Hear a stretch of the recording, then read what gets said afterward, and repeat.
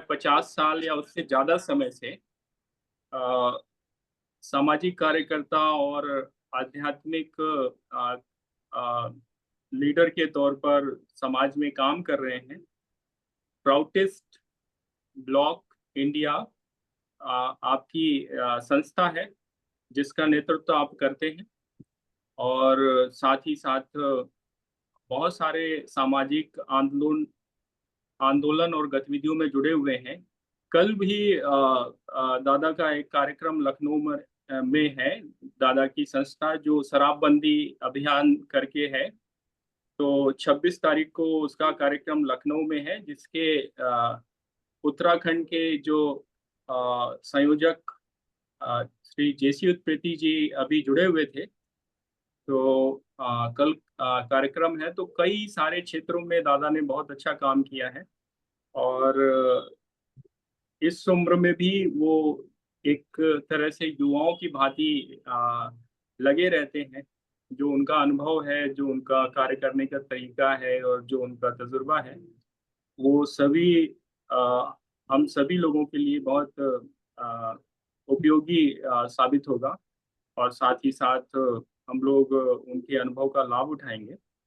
अभी मैं आग्रह करूंगा श्री आचार्य संतोषन जी से कि वो आए और आज के विषय पर अपनी बात रखें। हमारे बीच में अन्य साथी तब तक जुड़ रहे हैं। आधा घंटे से 40 मिनट में वो अपनी बात रखेंगे, और फिर इसके बाद हम लोगों के जो भी प्रश्न होंगे या जो भी उस पर मत होंगे, उस पर चर्चा कर ली जाएगी। तो मैं श्री आचार्य संतोषानंद जी का स्वागत करता हूँ। वो अपना वीडियो ऑन करें और चर्चा प्रारंभ करें। नमस्कार आप सभी प्रिय भाई बहनों, जो भी आपका वीडियो वीडियो ऑन हो सकता है दादा?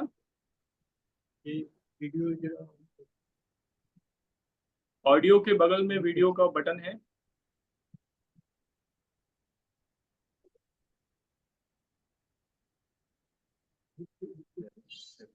अच्छे भी देख रहा कर ऑडियो के बगल में वीडियो का बटन है, आप उसको ऑन कर सकते हैं। बाकी सारे साथी अपना माइक म्यूट कर लें थोड़ी देर के लिए। हाँ, हो गया दादा जी। नमस्कार नमस्कार दादा। आप सभी प्रिय उपस्थित भाई बहन है, कोई तो बहन को भी मैं बहुत इस बात से खुशी हूँ, आनंदित हूँ कि नेतृत्वशाला का कार्यक्रम चल रहा है कि समाज में एक विकल्प दिया जाए, जिससे कि आज समाज जो चतुर्दिक समस्याओं से घिरा हुआ है उससे इसको राहत मिले। तो इसमें दो चीज महत्वपूर्ण है समझने की। एक तो व्यक्ति और दूसरा विचार। व्यक्ति से ही कार्यकर्ता और नेतृत्व निकलता है, और विचार के द्वारा वो अपने आदर्श को, अपने विजन को रूपांतरित करने की चेष्टा करता है। तो अगर किसी देश की, किसी समुदाय की, किसी गोष्ठी की अगर उसका नेतृत्व ठीक नहीं है, जो उनके मुख्य लोग हैं वे अगर नीतिवान नहीं हैं, तो निश्चित रूप से उस देश का भला, उस समाज का भला नहीं हो सकता है। बल्कि मैं ये कह सकता हूँ कि किसी देश का कष्ट या किसी देश में अराजकता देखने पर यही समझना होगा कि यह नेताओं के पाप के कारण हुआ है। उन लोगों के ही दुर्व्यवहार के कारण ऐसी घटनाएं होती हैं। तो इसीलिए व्यक्ति बहुत महत्वपूर्ण चीज है। और इसमें मेरे पूज्य गुरुदेव श्री श्री आनंद मूर्ति जी की जो एक दर्शन दार्शनिक विषय पर पुस्तक है आनंद सूत्रम, उसके 5 अध्याय हैं। 4 में उन्होंने अध्यात्म पर चर्चा की है, और अंतिम अध्याय में उन्होंने समाज, अर्थव्यवस्था, राज व्यवस्था पर उन्होंने अपना वक्तव्य दिया है। उसमें उन्होंने नेतृत्व से ही शुरू किया। क्योंकि अगर नेतृत्व ठीक नहीं है तो जितने भी अच्छे विचार हैं वो सबों को घालमेल कर देगा, उसकी खिचड़ी बना करके समाप्त कर देगा। इसीलिए नेतृत्व का बहुत जबरदस्त महत्व है। और मैं तो ये कह सकता हूँ कि विश्व में यद्यपि बहुत सारी समस्याएं हैं, लेकिन मुख्य समस्या नेतृत्व की है, सही नेतृत्व की है। अगर सही नेतृत्व मिलता है समाज को, तो अगर उसके पास बहुत बड़ा विचार नहीं भी है, बहुत गंभीर दर्शन का वो प्रकांड पंडित नहीं भी है, तब भी उससे समाज का बुरा नहीं होगा। लेकिन अगर नेतृत्व अगर ठीक नहीं है, अगर वो नीतिवान नहीं है, अगर समाज के लिए कल्याणकारी नहीं है, तो अच्छे विचार का भी वो उपयोग कर बैठेगा। जैसा आजकल हम देखते हैं, अगर हमारे शासक प्रशासक नीति निर्माता, हमारे विधायक, हमारी कार्यपालिका, ये सभी नीतिवान लोगों से अगर भरी हो, तो अभी भी जितने कानून हैं उससे आधी से अधिक समस्याओं का हल निकाला जा सकता है। लेकिन कानून का ठीक से पालन नहीं होता है। इसलिए व्यक्ति और विचार दोनों महत्वपूर्ण हैं। व्यक्ति के संबंध में मैं यह कहूँगा कि श्री आनंद मूर्ति जी ने जैसा कहा है कि मनुष्य का जो भाव संपद है, उसकी जो भक्ति है, वो उसका सर्वश्रेष्ठ संपद है। भक्ति का मतलब यहाँ पर किसी मंदिर में जाना, या किसी तीर्थ स्थान पर जाना, या किसी नदी में डुबकी लगाना से नहीं है। भक्ति का मतलब यहाँ पर है कि जो हमारे परम पिता हैं, जो परमात्मा हैं, परमेश्वर हैं, परम पुरुष हैं, उनको प्रसन्न करने का व्रत। और यह अगर हमारे मन के अंदर सही रूप से जग जाता है, जैसे कबीर में जगा, नानक जी में जगा, और कितने ही महापुरुषों में जगा, उन्होंने कभी आपस में लड़ाई झगड़ा नहीं किया, लोगों को सतपथ का ही मार्ग दिखाया। तो इसीलिए ये भक्तिवाद पिछले कार्यक्रम में कुछ समय मैं सुन रहा था, तो एक हमारे माननीय वक्ता ने कहा भक्तिवाद। ये भक्तिवाद मूल चीज है, क्योंकि हमारे जीवन का लक्ष्य क्या है यह जानना आवश्यक है, और उस लक्ष्य की तरफ हमारी गति हो, इसी को हम कह सकते हैं प्रगति या अग्रगति। तो ये जो भक्ति है, जो सबसे महत्वपूर्ण संपदा है मानव जीवन की, इसको अगर एक गार्डर नहीं दिया जाए, अगर बाढ़ इसके चारों तरफ नहीं लगाया जाए, तो ये नष्ट हो जाए। इसको नष्ट होते देर नहीं लगी। और आज यही स्थिति हम देख रहे हैं कि चारों तरफ जो कोहराम मचा हुआ है, इसका कारण यह है कि उस परम सत्ता के प्रति हमारे मन के अंदर जो प्रेम है, स्नेह है, अपनापन है, लगाव या जो ध्यान है, वह वास्तविक स्तर से नहीं है। वो तो मौखिक है, सैद्धांतिक है। अगर आंतरिक अंतरात्मा से, प्राणों के प्राण से अगर उनके प्रति प्रेम हमारे भीतर प्रकट हो, अगर वो उसका आविर्भाव हो, तो निश्चित रूप से हम समाज के लिए लाभदायक हो सकते हैं और समाज के कल्याण के कारण हो सकते हैं। तो यह जो भाव संपदा है, यह जो भक्ति तत्व है, इसका गार्डर के लिए बहुत तरह की कोशिश हुई और कोशिश जारी भी है। तो इसमें श्री आनंद मूर्ति जी ने 3 मुख्य चीजों को बाधा के रूप में बताया है कि अगर ये 3 चीजें, इन पर अगर हम नियंत्रण कर लें या उसकी दिशा में आगे बढ़ें, तो ये भक्ति सुरक्षित रहेगी, और भक्ति सुरक्षित रहेगी तो पूरा मानव समाज सुरक्षित रहेगा।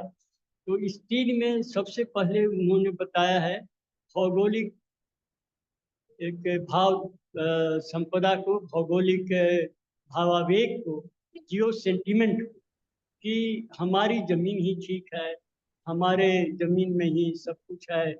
और यहाँ तक तो बहुत से लोगों के मन में धारणा है कि जब मरना है तो काशी जाकर के ही मरना है, काशी में ही मरने पर मोक्ष मिलेगा और हर बंधनों से मुक्ति मिलेगी। इसी पर कबीरदास ने कहा कि जस काशी तस मगहर उसर, अगर काशी में रहने से मोक्ष मुक्ति मिल सकता है, तो उस मगहर में क्यों नहीं मिलेगा। परमात्मा तो हर जगह है, भगवान हर जगह है।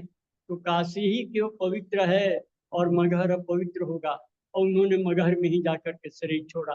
तो इस तरह की बहुत सी बातें जो भूगोल से, जो ज्योग्राफी से, हमारे लैंड से, हमारी जमीन से जुड़ी हुई होती हैं, और हमारा उसके प्रति आसक्ति हो जाता है, मोह हो जाता है, और ये तरह तरह से हमारे जो अंतरात्मा की बात है उसमें अड़चन डालता रहता है।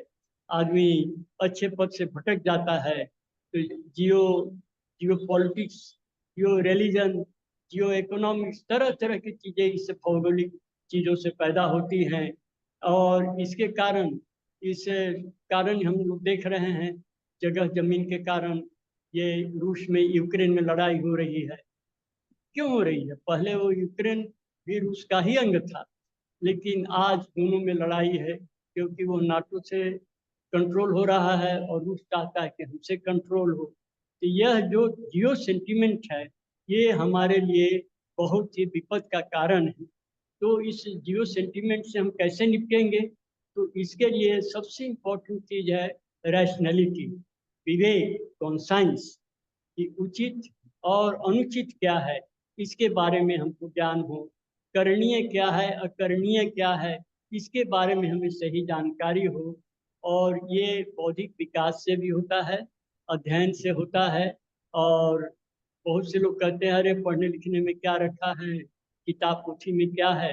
तो ऐसी बात नहीं है कि वो बिल्कुल अनावश्यक है, उसकी ज़रूरत है। क्योंकि जो रैशनैलिटी है, जिससे हम भौगोलिक सेंटिमेंट को, जियो सेंटिमेंट को कंकर करेंगे, उस पर विजय प्राप्त करेंगे, ये रैशनैलिटी, ये तर्क शक्ति मनुष्य में ही है और किसी जीव में नहीं है। कुत्ता को एक लाठी मारिए, भाग जाएगा, अब फिर रोटी दिखाइए, दौड़ के आ जाएगा आपके पास। तो यह जो विचारशीलता का गुण, तर्क शक्ति का गुण मनुष्य ने परमात्मा में ही दिया है और किसी जीव में नहीं है। इसीलिए अब जैसे तोता है, वो देखेगा नीचे जाल में कोई अन्न डाला हुआ है, तो अगर उसको चिंतन की क्षमता होती तो तोता सोचता है कि अरे आसपास में तो कोई खेत नहीं है धान का या गेहूं का, इसमें अन्न कैसे है।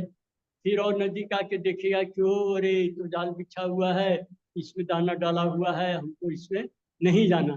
तो ये तर्क शक्ति उसमें नहीं है, इसीलिए वो फंस जाता है।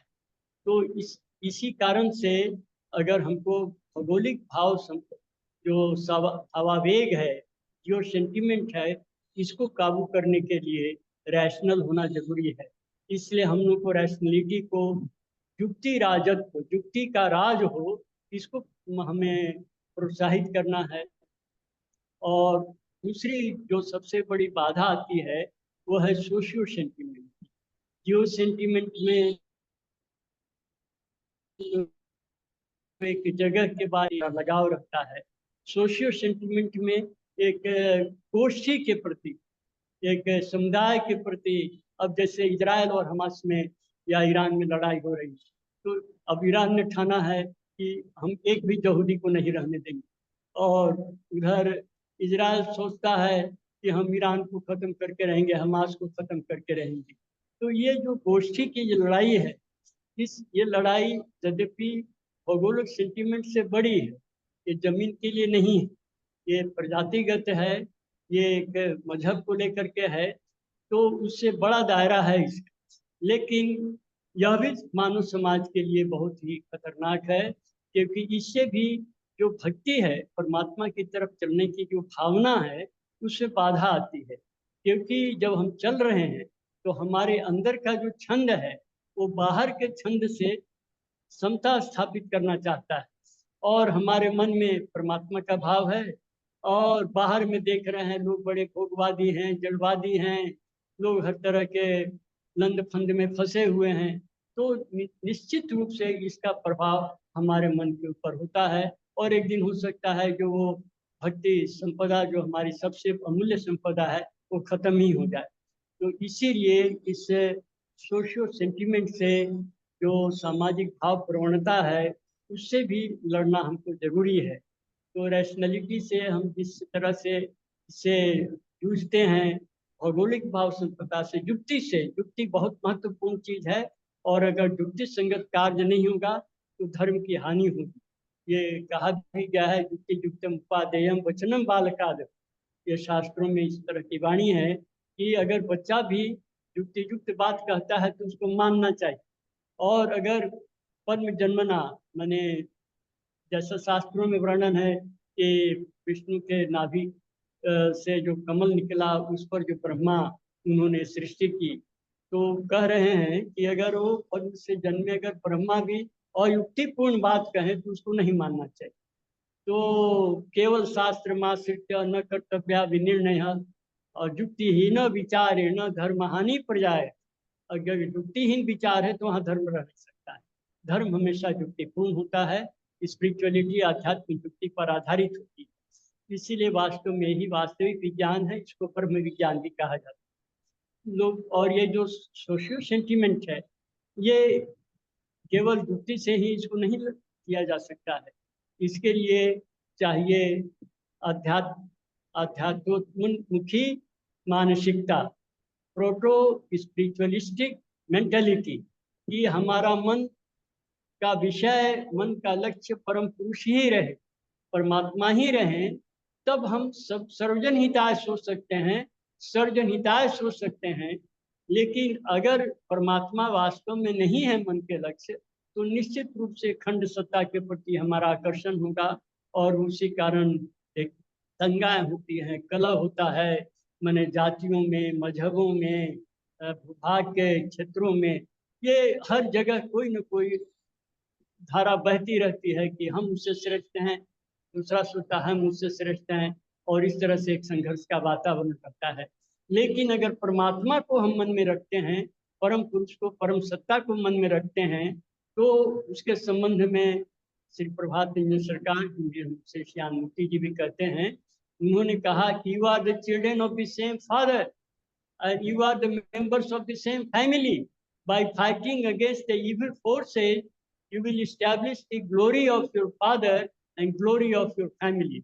कितने सुंदर वाक्य हैं ये, कि तुम परम पुरुष और परमा प्रकृति की संतान हो, तुम एक परिवार के सदस्य हो, और पाप शक्ति से संग्राम कर तुम अपने पिता माता के और अपने परिवार की गरिमा को शोभित करोगे, सुशोभित करोगे। तो इसीलिए हमें पापी से नहीं लड़ना है, पाप शक्ति से लड़ना है। एक दिन जो डाकू रत्नाकर था वो महर्षि वाल्मीकि हो गया, तो इसीलिए कि उसको सतपथ मिला और ऐसे ऋषि मिले जिसको सन्मार्ग का मार्गदर्शन किया, और वो अपने कुकर्म के रास्तों को छोड़ के सत्कर्म पर आ गया।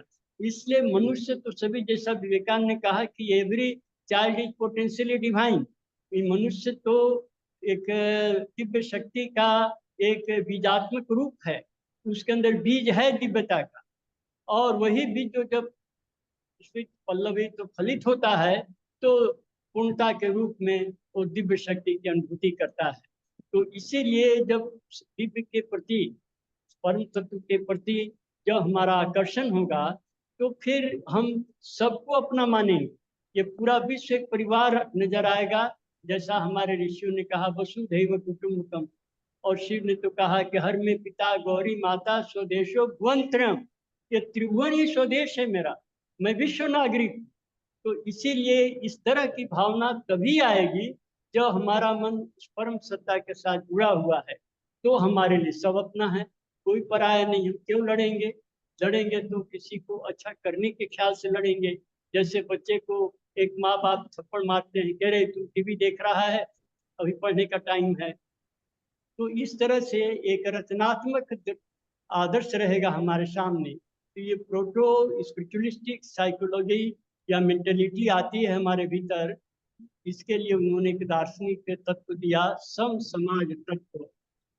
एक तो है आत्म सुख तत्व, मुझे सुख मिले, चाहे दूसरे जहन्नुम में जाए, दूसरे को चाहे कष्ट हो, नरक की यातना भोगे, मुझे सुख मिलना चाहिए। यह आत्म सुख तत्व। उन्होंने कहा ये प्रोटो स्पिरिचुअलिस्टिक साइकोलॉजी हमारे अंदर बनेगी, परमात्मा की तरफ बढ़ने की प्रेरणा जगेगी। इस सम समाज तत्व से कि सभी अपने हैं, सभी, कोई हमारा पराया नहीं है, सबके प्रति हमारा माने हर का सुख मेरा सुख है, हर का दुख मेरा दुख है, इस भावना से आदमी ओतप्रोत होगा। इससे निश्चित रूप से इस साइकोलॉजी की, प्रोटो स्पिरिचुअलिस्टिक साइकोलॉजी की लड़ाई होगी। किससे? कुसंस्कारों से, भाव जड़ता से, अंधविश्वास से, कि बस जो कह दिया उसको मानना है, मजहब में अकल का दखल नहीं है। और इस तरह के युक्तिपूर्ण बातें, जैसे बिल्ली रास्ता काट गई तो नहीं जाना है भाई, कोई अपशकुन हो जाएगा। अरे बिल्ली क्या, शेर भी रास्ता काट जाए तो उसे कैसे अपशकुन हो जाएगा? और जो होना है वो तो होगा ही, उसको कोई नहीं टाल सकता है। लेकिन हम अपने में इस तरह की भाव जड़ता क्यों लेकर चलेंगे कि इस कारण से हमारा हित होगा, इस कारण से हमको बचना है? तो हम बचेंगे केवल दुष्कर्म करने से, दूसरों को का अहित सोचने से, दूसरे की बुराई सोचने से। और मैं तो सबसे बड़ा धर्म, सबसे बड़ा कहिए कि मनुष्य के लिए करणीय मानता हूँ कि बुराई रहित हो जाए। बुराई रहित होना ये सबसे बड़ा मानवता का संदेश है। और मेरे गुरु, जब मैं विद्यार्थी था तो मुझे कहते थे कि I am your man making master. मनुष्य का शरीर मिला है, मन भी मनुष्य का हो, आचरण व्यवहार मनुष्य को हो, ये आज सबसे बड़ी चुनौती है। ऐसे व्यक्तित्व हमें बनना है और हमें बनाना है जो कि नैतिकता पर ही हमेशा दृढ़ हैं और हर हालत में नीतिवान हैं। एक परिस्थिति में हैं और एक परिस्थिति में नहीं है, तो ऐसा व्यक्ति भरोसेमंद नहीं होता है।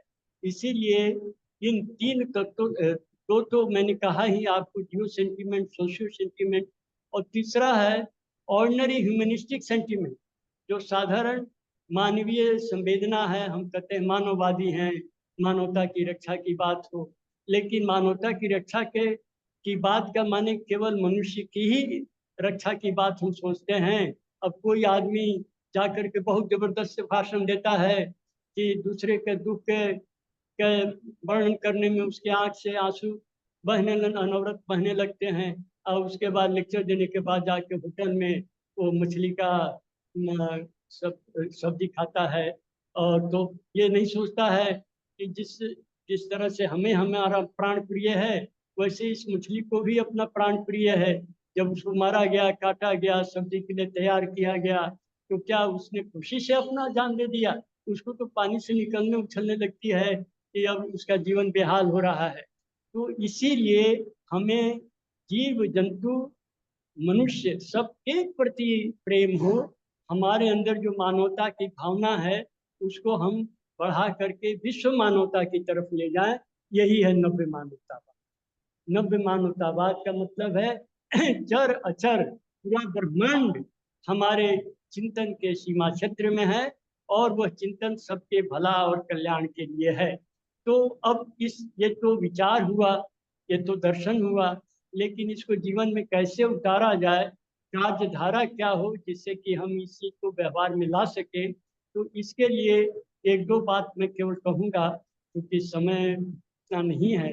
तो पहली बात यह है कि विश्व के नीतिवादियों को एक करना है। हम लोग ने भारतवर्ष के ही नीतिवादियों को एक करें। मैं दिल्ली में रहता हूँ, दिल्ली के नीतिवादियों को एक करें। जो जहाँ है उत्तराखंड के नीतिवादियों को एक करें। तो नीतिवाद के बारे में भी बहुत से लोगों ने मुझसे सवाल किया, तो मैंने अभी इतना ही कहा है कि कम से कम उसमें यह गुण होना चाहिए कि उसकी कथनी और करनी एक, और जो बोले उस पर दृढ़ रहे। अभी बोला जाता है, कुछ बड़े बड़े वादे किए जाते हैं, अब बाद में वो वादे कभी पूरे नहीं होते। तो बोलने का क्या मतलब है? मैं तो सोचता हूँ बोलने का मतलब शपथ लेना है। शपथ इसलिए दिलाई जाती है कि आदमी दृढ़ रहे, तो हम अपने हर वचन पर दृढ़ रहें। तो ऐसा व्यक्तित्व तो हमें खोजना पड़ेगा।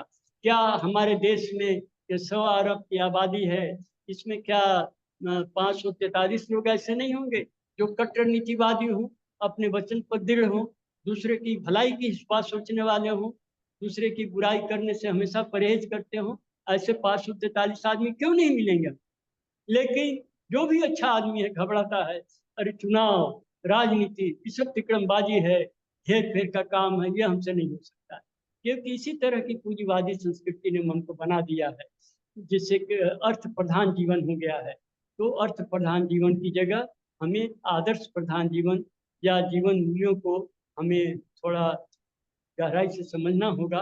जैसा मैंने आपको पहले बताया है, उसी तरह से अगर हम चलते हैं, अगर नव्य मानवतावाद के विचार को लेकर, तो लोगों को उत्साहित करके, प्रेरित करके हम उनको चुनाव में उतार सकते हैं, शासन प्रशासन में उनको ला सकते हैं, और उन्हीं को मान मर्यादा मिले, ये देखना बहुत आवश्यक है।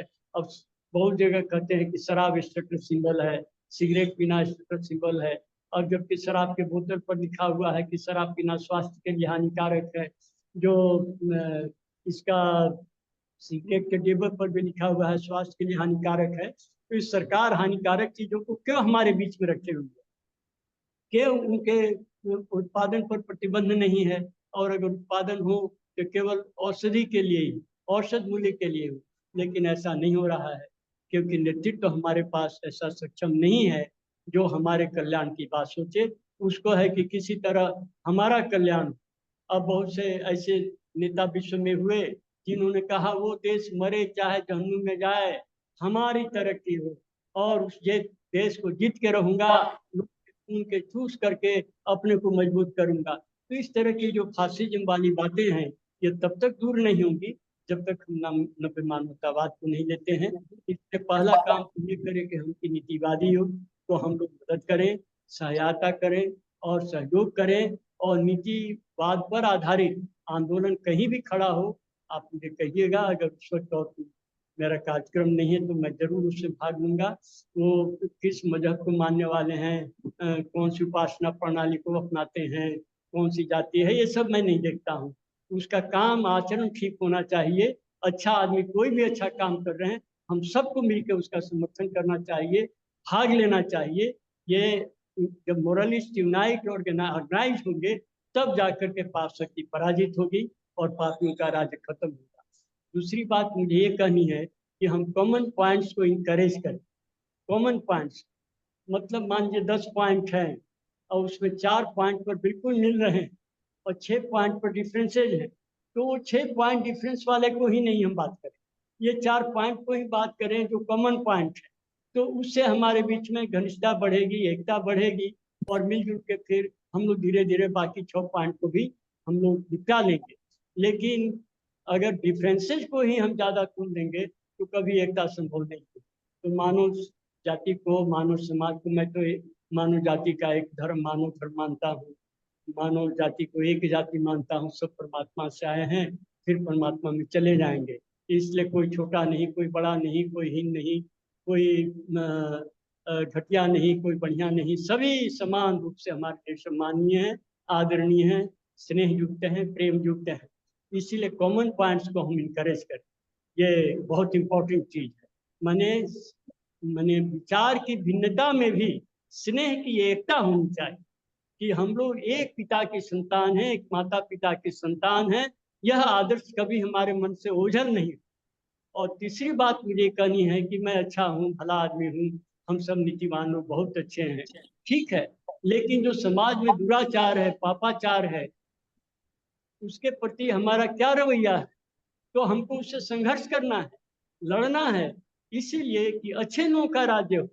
जब भगवान कृष्ण ने महाराज युधिष्ठिर को राज तिलक किया तो यही कहा कि तुम धर्म के अनुसार राज चलाओगे।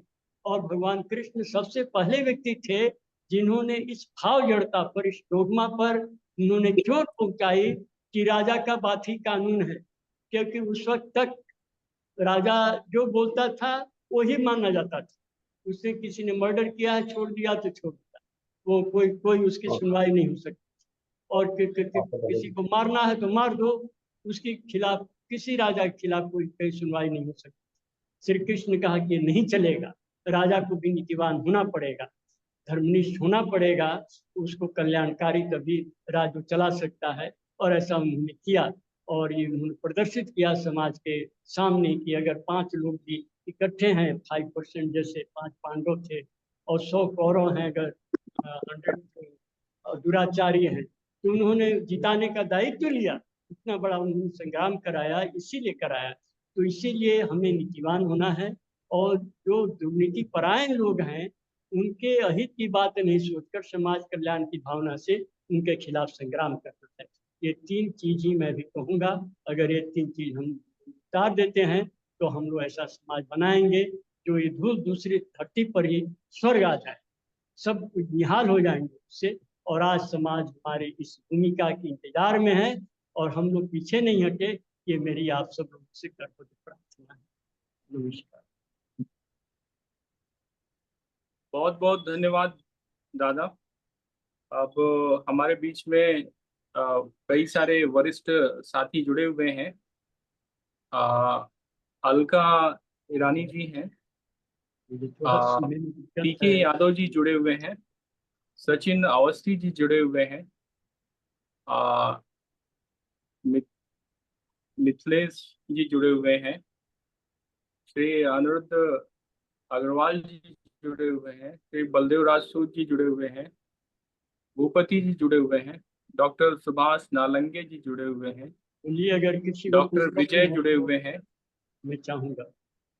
जीवेश पांडे जी हैं, महेंद्र द्विवेदी जी हैं, प्रदीप जी हैं, ब्रिगेडियर राजा राम यादव जी हैं, सवा खान मैडम है, सत्य प्रकाश भारत जी हैं, एक वरिष्ठ समाज सेवी हैं, आप जानते होंगे उनको, और श्री कृष्ण सिंधे जी लातूर से जुड़े हुए हैं, एक प्रगतिशील किसान हैं, प्राकृतिक खेती करते हैं। इसके साथ तुलसीदास मनाज जी हैं, दिलीप अग्नोत्री जी हैं, राष्ट्रीय सह संयोजक समरसता मंच, नितिन किशोर जी हैं जलाधिकार से, प्रेमानंद महाराज जी हैं गोरक्षा से, और प्रोफेसर एस के शर्मा जी। तो सभी वरिष्ठ लोग हैं और मैं आग्रह करूंगा कि सभी साथी अपना क्रमवार जो भी किसी का प्रश्न है वो प्रश्न कर सकता है, क्योंकि अभी जो दादा ने अपनी योजना बताई और जो बातें रखी नियो हिम्निज्म के बारे में, तो ये वही बातें बताई थी और वही है, लेकिन जो कार्य योजना है उस पर हम लोग चर्चा कर लेते हैं कि कैसे हम इसको जमीन पे उतार सकते हैं और किन किन बिंदुओं पर जो उन्होंने कॉमन ग्राउंड बोले जिस पर हम लोग वो कैसे चिन्हित हो, कैसे उनको उन पर काम शुरू किया जाए, क्योंकि ये वो दौर है जिसमें हमें जमीन पर इन सारी बात भी साथियों से अनुरोध करूंगा कि बारी बारी से वो अपना प्रश्न पूछ सकते हैं, अपना हैंड रेस कर सकते हैं या अपने को अनम्यूट करके सीधे प्रश्न पूछ सकते हैं।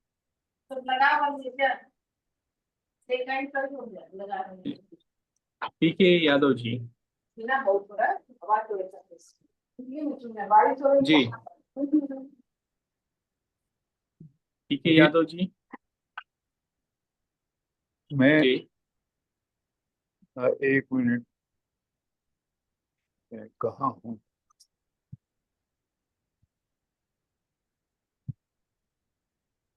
मैं अनम्यूट नहीं कर पा रहा हूँ।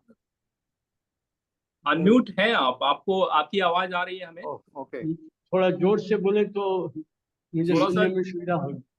जी,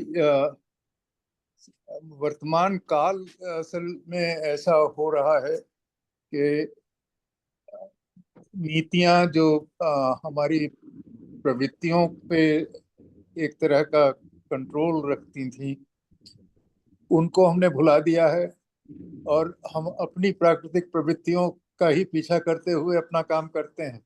भले ही सिद्धांत में सब कहते हैं कि हम बुद्ध है को फॉलो करते हैं, हम गांधी को फॉलो करते हैं, लेकिन व्यवहार में भटक जाते हैं और उन आदर्शों को केवल अपनी सुरक्षा के लिए ही रख पाते हैं।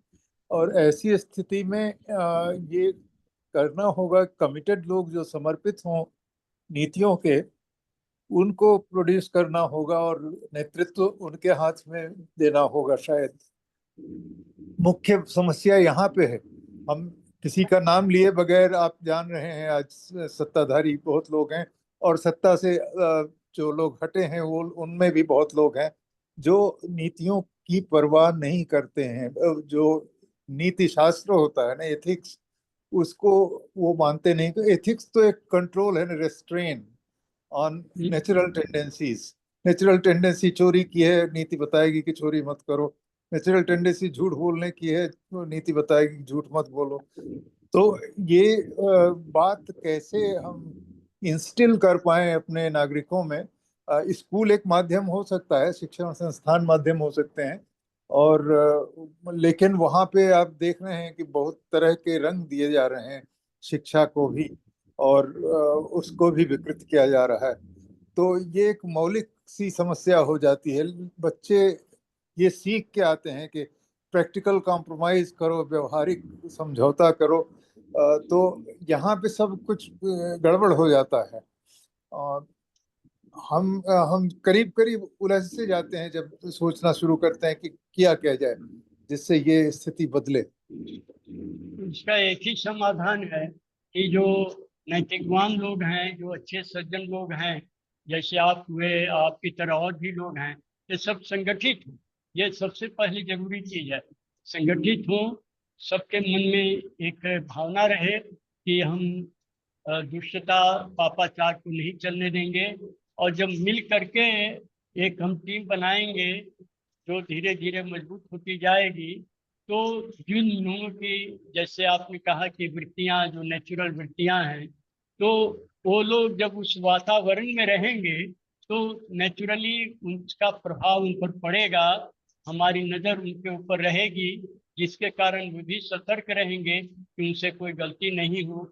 जैसे गांधी जी ने एक आंदोलन चलाया, सत्याग्रह चलाया, कोई नहीं भी रहा तो अकेले भी बैठ गए उपवास के लिए, अनशन के लिए। नहीं कोई रहा तो खुद भी जेल जाने को तैयार हो गए। तो इस तरह की हम लोग को भावना डेवलप करनी होगी, और उसके कारण कई लोगों ने अपनी नौकरी छोड़ दी, कई लोगों ने अपना कैरियर छोड़ दिया और उस प्रवाह में बह गए। तो इसीलिए एक लहर लाने की जरूरत है, एक प्रवाह लाने की जरूरत है, जिससे कि नैतिकता के प्रति समाज में मर्यादा कायम हो, जिसमें अच्छाई के प्रति लोगों के अंदर भाव जगे। अभी तो जितनी गलत चीजें हैं उसी को लेकर के समाज के अंदर स्टेटस बना हुआ है। तो इसलिए ये कठिन लगता है, लेकिन इसकी शुरुआत करनी है। हम सब लोग इकट्ठा होकर के कार्यक्रम करें, कहीं दिल्ली में करें, कहीं भी करें, कार्यक्रम करें, सब इकट्ठा हों और एक कार्य योजना बने इस तरह की, जहाँ पर जो है कहीं रोड बनाने की, पुल बनाने की, या कोई दुखी व्यक्ति है उसको मदद करने की, जिससे कि ये संगठन अपने रचनात्मक कार्यों के कारण लोगों में जगह बनाता जाए। अभी किसी की नैतिकता के प्रति एक श्रद्धा नहीं है, ये केवल बात और प्रवचन में ही है। तो इसको जब तक हम रचनात्मक कार्य में नहीं तब्दील करते हैं तब तक ये संभव नहीं है।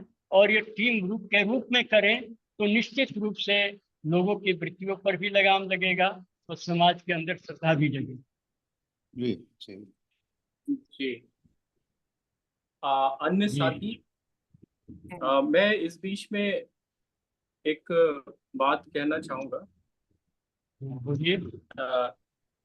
ये हमारे बीच में बलदेव राज सूद जी हैं, और बलदेव राज सूद जी जो बाबा की धारणा है कि moralist of the world should unite, तो उसमें बिल्कुल फिट बैठते हैं।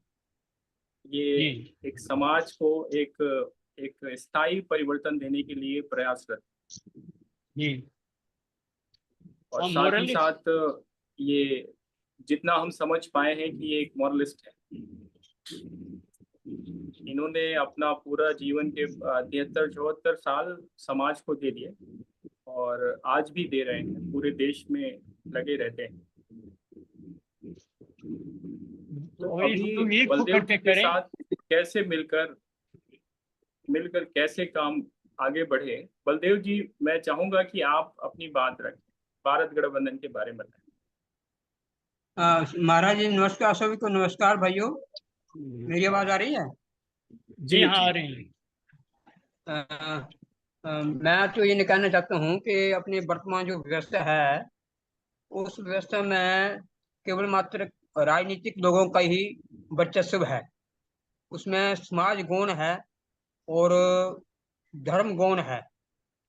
तो इसलिए हम चाहते हैं कि अपने देश में क्योंकि पूर्व काल में ऐसा था जब राम राज्य, जिसको हम उसकी कल्पना करते हैं राम राज्य की, गांधी जी ने भी राम राज्य की कल्पना की।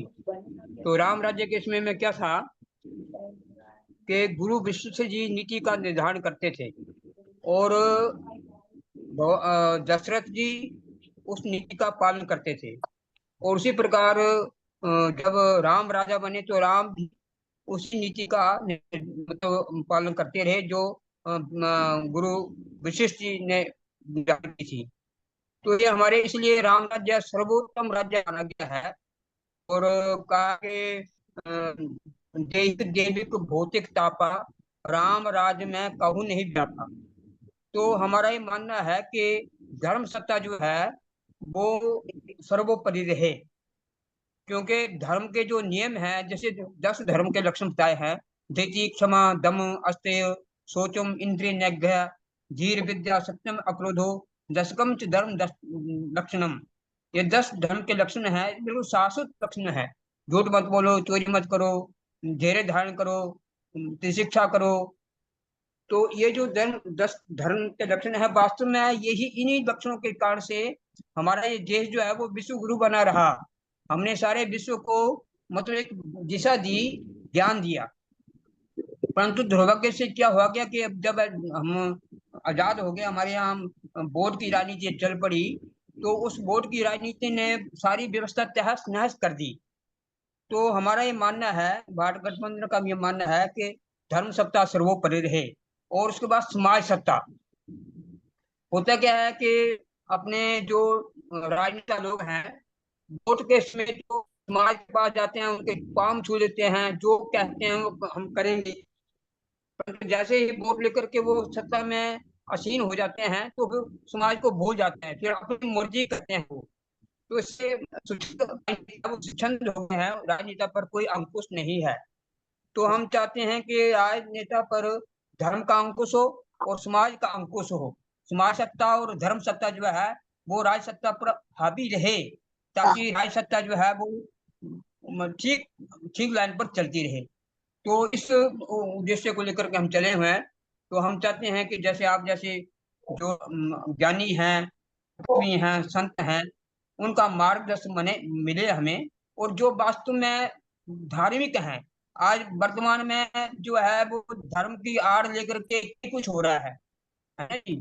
तो धर्म की आड़ लेकर के जो कर रहे हैं लोग, वो तो देश के साथ धोखा है, समाज के साथ धोखा है। तो हम चाहते हैं कि ये जो हमारी पूर्व काल की जो व्यवस्था थी, उस व्यवस्था को हम पुनर्जीवित करें, और ताकि सारे समाज को ठीक दिशा में मिल सके, ठीक ज्ञान मिल सके।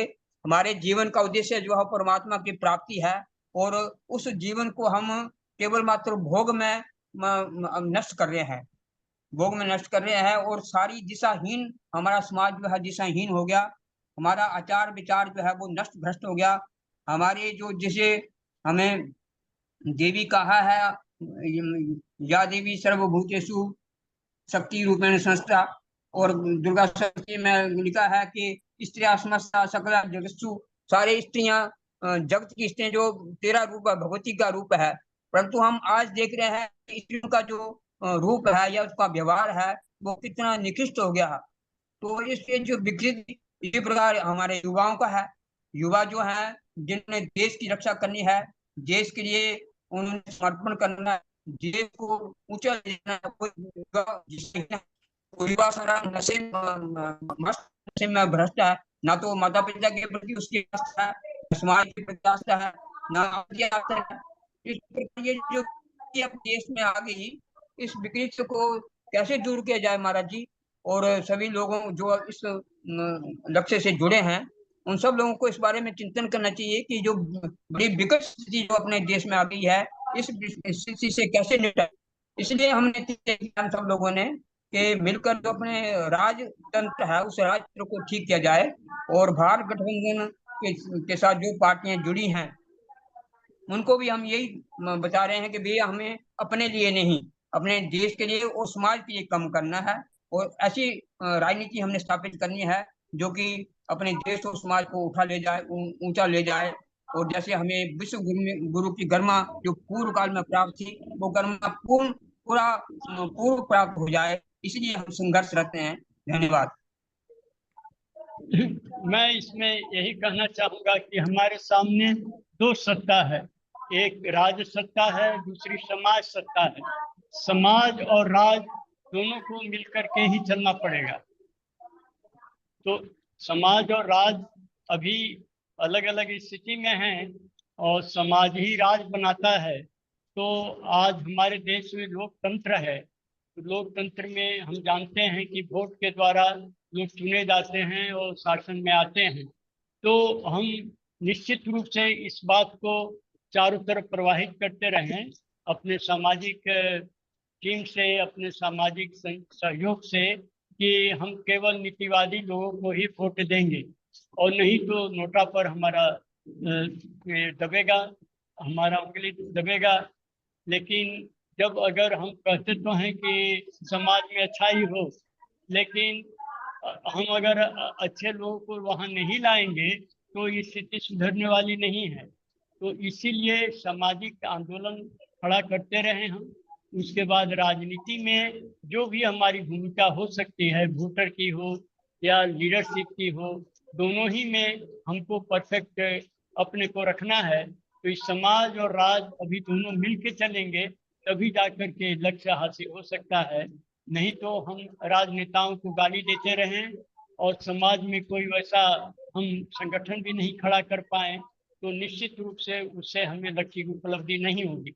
इससे राज शक्ति को कंट्रोल करने के लिए वोटर का एजुकेशन, लोगों का एजुकेशन जरूरी है और साथ साथ जो समाज है, समाज के लिए हम टीम बना करके काम करें तो निश्चित रूप से ये दोनों चीजें आगे बढ़ेंगी। महाराज जी, एक बात मैं आपको बताता हूँ। जैसे समाज राजा को देखते ऐसा राजा होता था, राजा का भी है और ये है वास्तव में वस्तुतः ये ठीक बात है। अगर राजा ठीक होगा तो प्रजा उसके अनुसार ठीक चलती जाएगी। जैसा ही राजा भ्रष्ट होगी तो प्रजा भी भ्रष्ट होगी। इसलिए राजा को ठीक रखना किसका काम है? ये धर्म गुरुओं का काम है। धर्म गुरु जो है वो अब राजा को दिशा देते हैं और जो वरिष्ठ लोग हैं, जो 10वीं है वो देते हैं। इसलिए है कि धर्म गुरु और समाज के लोग हो जाए और हमारी हमारी शिक्षा की व्यवस्था, खान की व्यवस्था। बलदेव जी, आपकी आवाज साफ नहीं है। ठीक है, अन्य साथी अनिरुद्ध जी। हाँ जी, अनिरुद्ध कुमार अग्रवाल जी। हाँ जी सर, नमस्कार सबको। आज सर आपका ये आपने जो विचार सुने हैं बहुत अच्छे विचार हैं और विचार ऐसे हैं कि अगर इनको लागू किया जाए तो अपने आप ही इंडिया का नहीं, इंडिया का सारा सबका कल्याण हो जाएगा। लालची लोग बना दिए। देखो स्वतंत्रता की प्राप्ति के बलदेव लिए जी बाद में, बलदेव जी बाद में।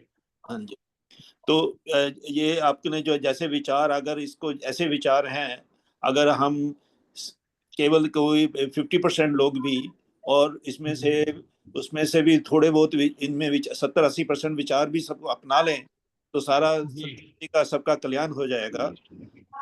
आपने एक बात बहुत अच्छी कही कि लीडर्स जो है उनका होना बहुत जरूरी है, अच्छा होना जरूरी है। अगर लीडर अच्छे होंगे तो अपने आप समाज ठीक हो जाएगा।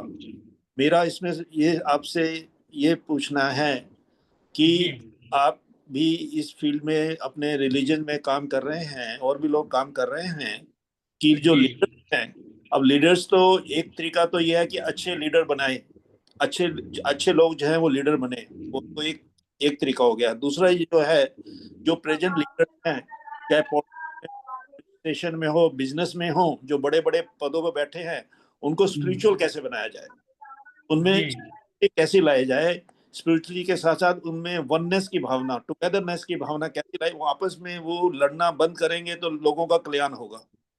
तो वो भावना कैसे लाया जाए। और उसके साथ साथ में जो रिलीजियस लीडर हैं वो स्पिरिचुअल तो हैं परंतु उनमें भी वननेस की भावना कम दिखती है। वो मिलजुल के काम नहीं, अलग अलग काम कर रहे हैं, मिलजुल के काम करेंगे टीम वर्क में काम करेंगे तो रिजल्ट आएंगे। अलग अलग काम करने नहीं आते हैं, ये हमें सबको मालूम है, परंतु ना तो लीडर्स मिलके जुल के काम कर रहे हैं, मिलजुल के भी काम करते हैं, तो वो स्पिरिचुअल नहीं है। और रिलीजियस, इसके बारे में आप लोग क्या, आपके क्या विचार हैं?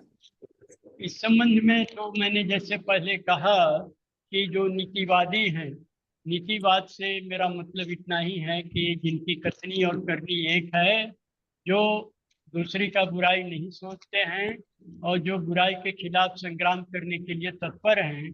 तो जो हम लोगों में जितने लोग हैं, हम सब लोग मिलजुल करके ये प्रयास करें तो एक नैतिक शक्ति हम मिलजुल करके संगठित होकर के ही खड़ा कर सकते हैं। अकेले एक व्यक्ति से नहीं हो सकता है। मैं जरूर हमेशा आपके साथ रहूंगा। आप जब भी जहाँ कहीं बुलाएंगे सुविधानुसार मैं अवश्य आऊँगा। लेकिन हम लोग को संगठित होना बहुत आवश्यक है, क्योंकि दुराचारी लोग संगठित हैं और सज्जन लोग संगठित नहीं हैं। तो ये हमारे मन के अंदर एक आक्रोश होना चाहिए कि दुष्ट आदमी सज्जन पर क्यों राज करेगा, दुष्ट आदमी क्यों सज्जन को अपने वशीभूत करके रखेगा। ये भावना नहीं है। इसीलिए कहीं महंगाई बढ़ी तो किसी पार्टी ने कुछ पुतले जलाए और कुछ नारे लगाए, उसके बाद उस पार्टी का आंदोलन खत्म हुआ तो दूसरी पार्टी ने महंगाई के पक्ष में या सरकार की नीतियों के पक्ष में आवाज उठाई। तो ये जो इस तरह की जो स्थिति है, ये तब तक चलती रहेगी जब तक नैतिकवान लोग संगठित नहीं होते हैं। तो मेरा अभी केवल इतना ही अनुरोध है कि हम जो लोग अच्छे लोग, सज्जन लोग, जो चाहते हैं कि सभी लोगों का कल्याण हो, सभी लोगों की भलाई हो, एकजुट होकर के, एक साथ होकर के हम किसी बात का निर्णय लें और उसको हम व्यवहार में रूपांतरित करें, तो ये चीज आसान हो जाएगी। अलग अलग बात करने से ये नहीं हो सकती है। अलग अलग बात करें, लेकिन टीम वर्क भी साथ साथ हमारा जरूरी है, जिसकी आज निहायत आवश्यकता है। मैं तो इसी पर जोर दूंगा।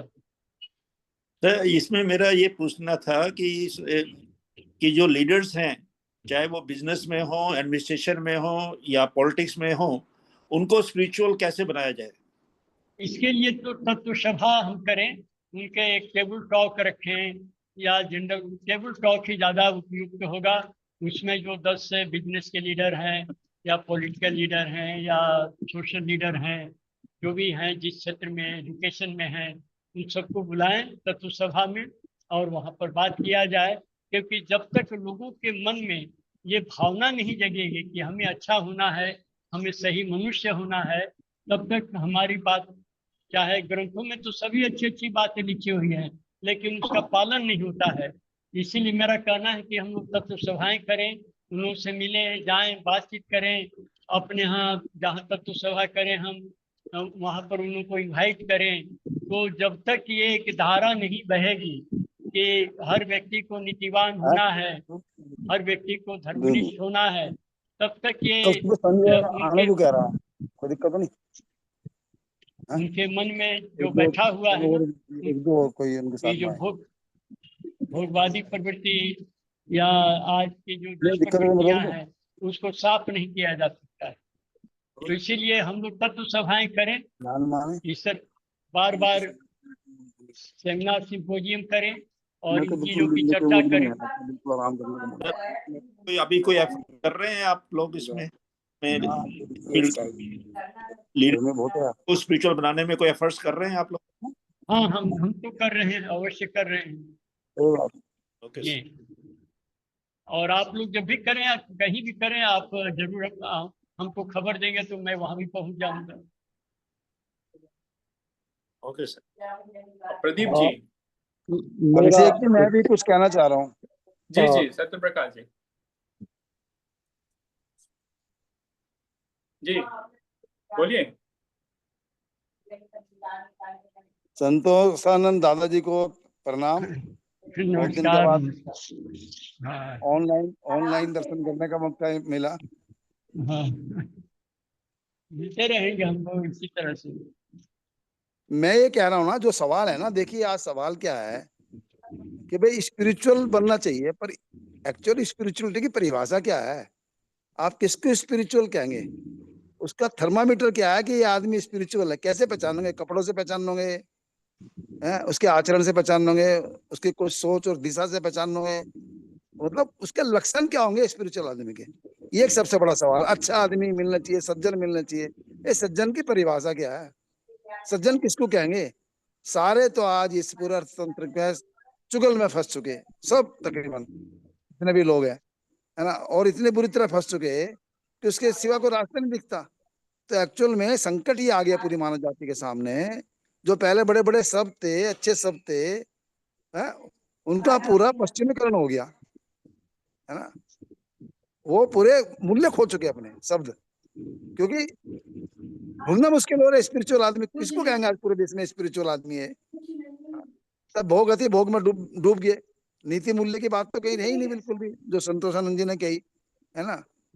कब से लगे है संतोषानंद जी? पूरा जीवन लगा दिया, हमने भी 40 साल लगा दिए, है ना। पर यही बात बैठ के क्लियर हो पहले, और उसमें अगर कुछ लोग खड़े होते हैं और कुछ लोग उसके कुछ थर्मामीटर बनाते हैं नापने के कि भाई ये स्पिरिचुअल आदमी है, ये अच्छा आदमी है, ये नीतिवान आदमी है, ये श्रेष्ठ आदमी है, और ये आदर्श है, आज ये आदमी आदर्श है, तो उससे लोग प्रेरणा पाएंगे।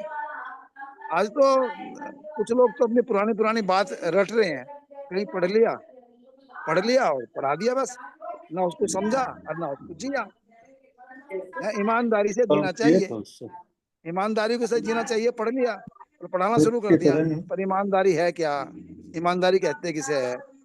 ना समझा उसको और ना जिया उसको। चोरी नहीं करनी चाहिए, ऐसे अनेक उदाहरण है, दे सकता हूं मैं। तो ये जो शब्द है उसकी अब कोई वैल्यू नहीं रही, क्योंकि उसके भेष में, वो साधु के भेष में रावण बढ़ गए सारे, है ना, और उनके आचरण को देख रहे लोग बाग। तो इसलिए मैंने कहा था कि भैया देखो, जिसको वास्तव में कुछ लगना है तो बैठो, 15 दिन बैठो, महीना बैठो, पहले थॉट्स के रूप में क्लियर हो। या तो समझा दो या समझ लो, दो ही बात है। समझा दो जब भी ठीक है, हम तो समझने को तैयार बैठे हैं, खुले है। या फिर समझ लो जो हमने समझा है, उसके बाद बैठ के फिर एक ताकत बनेगी। जो उसका आएगा साथ में तो वो आगे जुड़ता चला जाएगा, मिलके काम करेंगे, है ना। वो एक उसके अंदर लीडरशिप का गुण आएगा। ये लीडर है, ये है वर्तमान भविष्य के लीडर, जिससे कि फिर दोबारा कोई अरविंद केजरीवाल या कोई दूसरा ठग ना ले, है ना। तो क्लियर तो होगा ना कि ये है भविष्य के लीडर। लीडरशिप जो नेतृत्व सारा नाम दिया है, तो नेतृत्व चुनना पड़ेगा, और उस नेतृत्व के पास एक जीवन चाहिए। खाली बात नहीं, बात तो बड़ी अच्छी अच्छी कर सकते हैं। आजकल क्या है, बड़ा आसान हो गया, बड़ी अच्छी अच्छी बात, मीठी मीठी बात, कहीं से पढ़ लिया, कहीं से रट लिया, भरे पड़ी मोबाइल में। तो ये सवाल है मेरे मन में, कहीं बैठेंगे वर्धा में, बैठेंगे थोड़ी जब बात होगी, फिर आगे बैठ के बात होगी, है ना। तो ये सब क्लियर होने चाहिए, बस इतना मेरा कहना है। ठीक है, ये 15 दिन नहीं, मान लिए 5 दिन ही हो, 3 दिन ही हो, लेकिन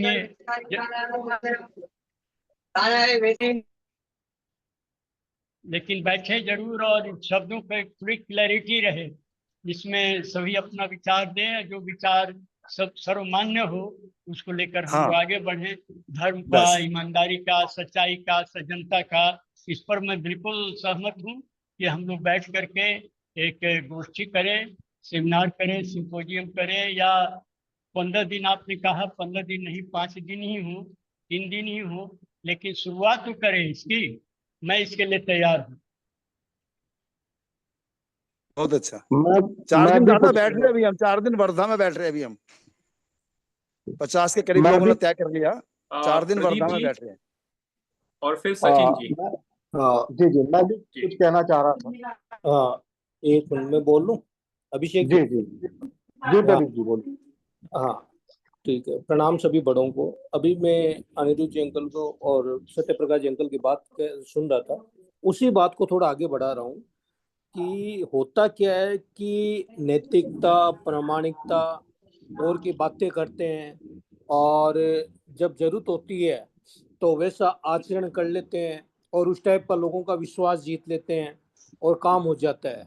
जैसे ये स्वार्थ पूर्ति की में ले लें, या इसको पॉलिटिकल भाषा में अदर वे से वो कोई पदों पे आ जाए, या कोई संस्था संगठन उनकी सुदृढ़ हो जाए, या अपने उद्देश्यों की प्राप्ति हो जाए, तो उनका बोला हुआ और उस समय का आचरण और उस समय के आचरण में रात दिन का परिवर्तन आ जाता है। और जो चीज को लेके, जो संकल्प को लेके चलते हैं, वो चीज धरातल पे उसका नगण्यता दिखती है। और उनका व्यवहार पहले अलग होता है, बाद में उनके व्यवहार में जो शालीनता, विनम्रता और जो चीजें होती है वो खत्म हो जाती है।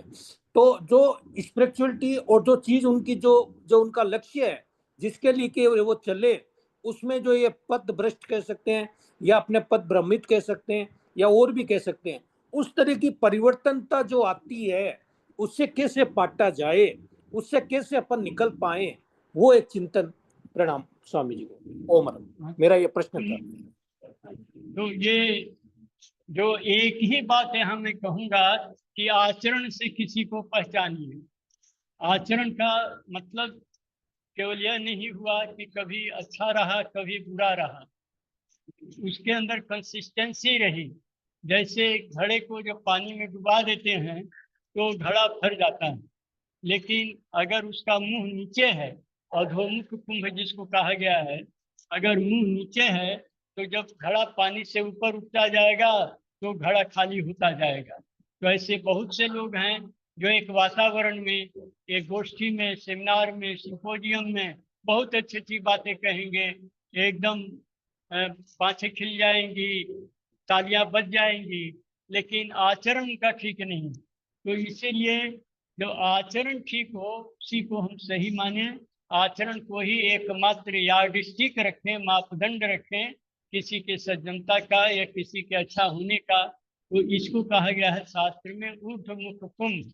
जिस घड़े का मुंह ऊपर है, तो घड़े का मुंह ऊपर है तो उसको जब पानी में डुबाया गया तो पानी के भीतर भी भरा हुआ है, और पानी से जब बाहर किया गया तब भी भरा हुआ है। माने हर परिस्थिति में, खास करके विपरीत परिस्थिति में भी वह भरा हुआ है। माने आदर्शगत उसका आचरण है, उसका आचरण वही है जो बोलता है, जो कहता है, जो मीठी मीठी बात कहता है, मीठी मीठी बात बोलता है, तो आचरण भी वैसा ही है। वो बोलता है झूठ मत बोलो, तो वो भी खुद झूठ नहीं बोलता है। तो ऐसा नहीं कि जैसा मैंने देखा है कि बेईमान से बेईमान दुकानदार भी ईमानदार कर्मचारी रखता है, कि उसका सेल्समैन, उसका जो एग्जीक्यूटिव है, तो कोई 10 रुपए की भी हेरा फेरी करता है तो तुरंत निकाल बाहर करता है।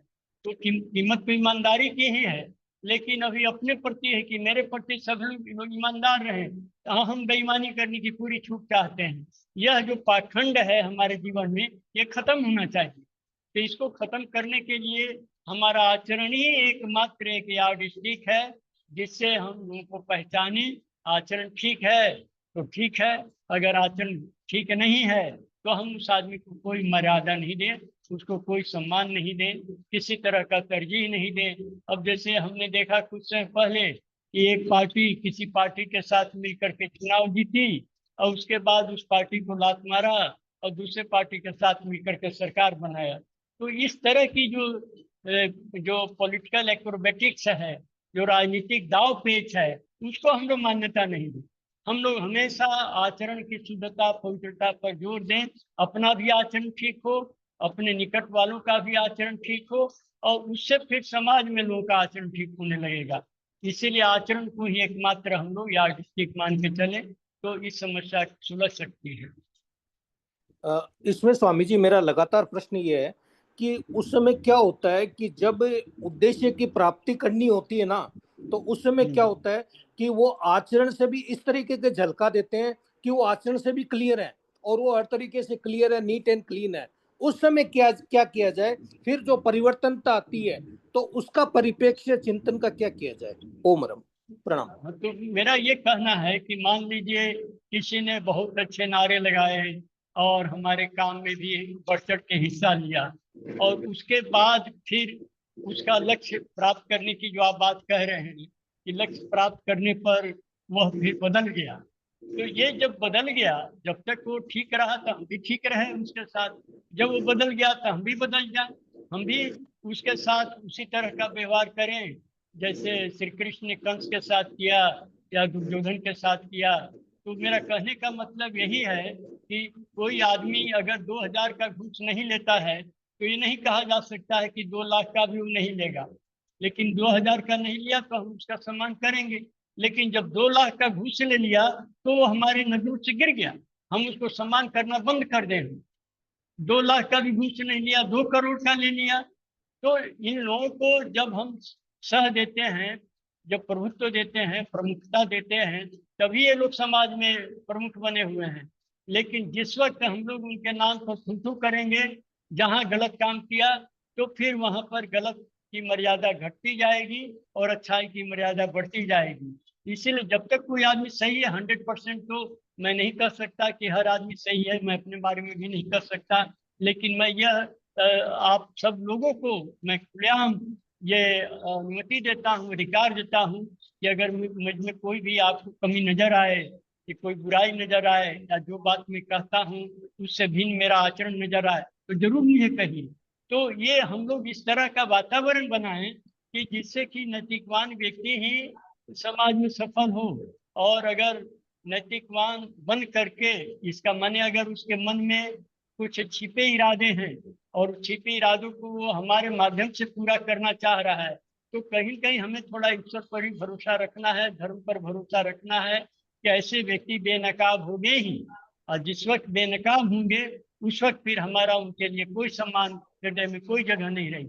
लेकिन अगर 2 करोड़ तक वो अपने रिश्वत की वृत्ति को रोक सके तो तब तक तो हम जरूर ही सम्मान करेंगे उनको, क्योंकि कॉमन पॉइंट्स को इंकरेज करना है, और जहां वो डिफरेंस पर जाता है वहां वो हमारी नजरों से गिर गया, हम उसको कोई स्थान नहीं देंगे।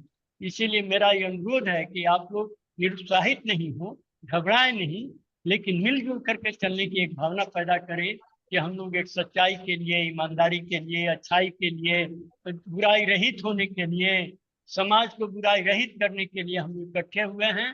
इसीलिए हम लोग न कोई बुरा करें और न किसी को बुरा करने दें।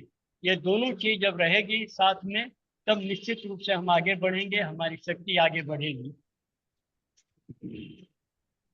धन्यवाद संतोषानंद जी।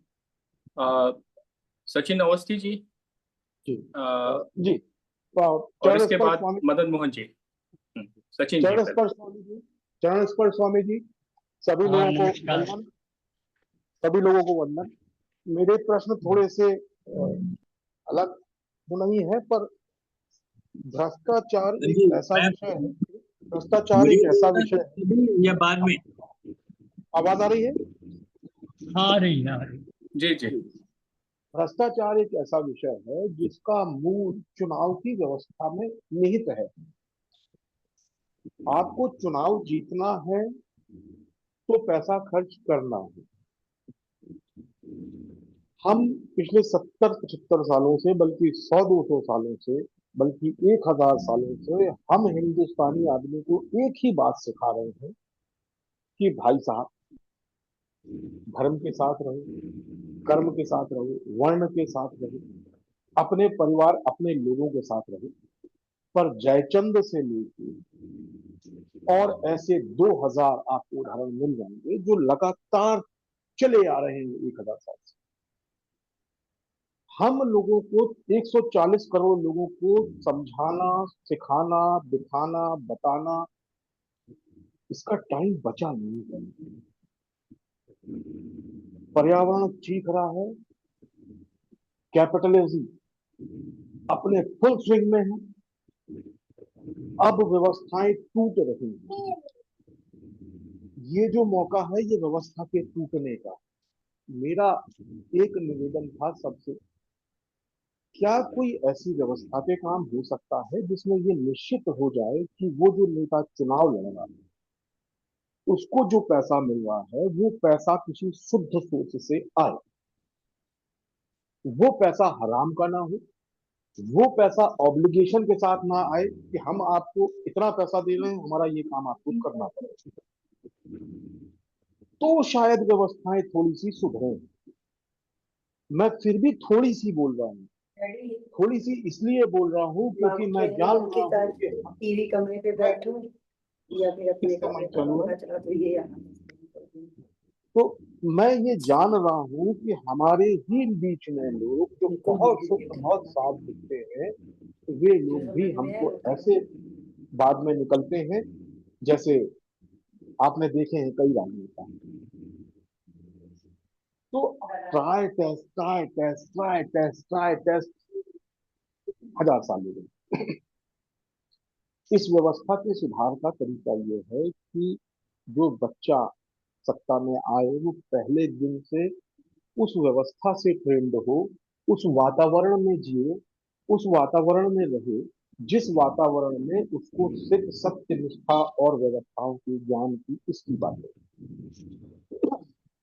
जो भी आदमी फिल्में देख के, विदेश घूम के और कहीं से आएगा, उसके मन में जो भावनाएं होंगी वो ग्रीड की होंगी।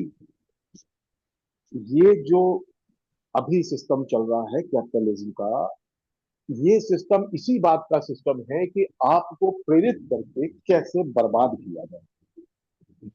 इस बर्बाद करने में सनातन का तो नुकसान है, पर सनातन के नियम न मानने के कारण पूरे विश्व का पर्यावरण बर्बाद है।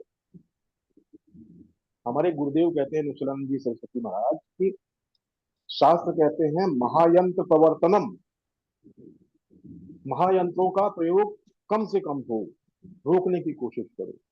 आज एआई से बड़ा कौन सा महायंत्र आ गया है सामने, प्रकृति खुद तोड़ रही है। अब मजबूरी है गांव में जाना, गांव से जुड़ना, प्रकृति से जुड़ना, अपने धन की व्यवस्था खुद करना, अपने धन के कोष खुद बनाना, क्योंकि तो वर्ल्ड बैंक और ये जो है ये काम नहीं बनेगा। तो ये जो चीजें हैं, ये चीजें परेशान करती हैं। आप किसी भी अच्छे काम को लेके कहीं भी चले जाओ, चाहे सरकारी डिपार्टमेंट चले जाओ या कहीं भी चले जाओ, कोई आदमी ट्रस्ट करने तैयार नहीं है। एक भी आदमी दूसरे पे ट्रस्ट करने तैयार नहीं। हम जो लोग अभी बीच में बैठे हैं, इन्हीं लोगों से अगर हम बात करें तो हम ही को विश्वास नहीं है कि जो नया आदमी निकलेगा वो सही होगा। हमने झेला है बुरी तरीके से, हम झेल रहे हैं लगातार। और ये जो है, ये जो अंग्रेजी व्यवस्था है, जो जिसको हम लोग कहते हैं औपनिवेशिक सोच, इस सोच से निकली हुई चीजें हैं। इसका कोई इलाज तो जरूरी है, पर वो क्या हो और कैसे हो, इसके बारे में मेरे दो विचार हमेशा से रहे हैं। पहला तो ये कि ऐसे लोग जन्म से तैयार किए जाएं जो निष्पक्ष हों, और जो लोग आज निष्पक्ष हैं उनको जिंदा रहने की व्यवस्था दी जाए, क्योंकि अगर वो भी मर गए तो कुछ नहीं बचेगा। और आज की डेट में ये स्थितियां हैं। स्वामी जी जानते हैं बहुत अच्छे से कि सरकारें, नेता, अभिनेता ये धर्मगुरु तैयार करते हैं। किसी भी आदमी को पकड़ के ले आएंगे, भगवा पहना देंगे और धर्मगुरु बना देंगे। उससे उनके अपने मोटो क्रिएट होते हैं। पूरे संविधान में ऐसा कहीं नियम नहीं है कि कोई धार्मिक गुरु, कोई समाज का नेता या कोई ऐसी व्यवस्था जो अवैध हो उसको रोका जा सके। सरकारी व्यवस्था अवैध होगी तो रोकी जाएगी, ये तय है। सरकार के अलावा सारी व्यवस्थाएं टूटनी चाहिए। सारी व्यवस्थाओं में ऐसी व्यवस्था जन्म लेनी चाहिए जिसमें उस व्यवस्था के अंदर ही अनाचार पैदा हो। ये व्यवस्था हमारे यहाँ की गई।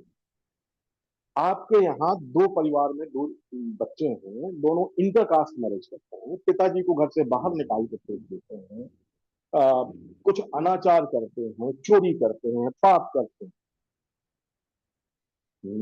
60-70% ऐसे धार्मिक पाप हैं जिनके लिए कोई अपराध नहीं माना जाता संवैधानिक व्यवस्था में, और वो अपराध करने के बाद आदमी चौड़े से घूमता है।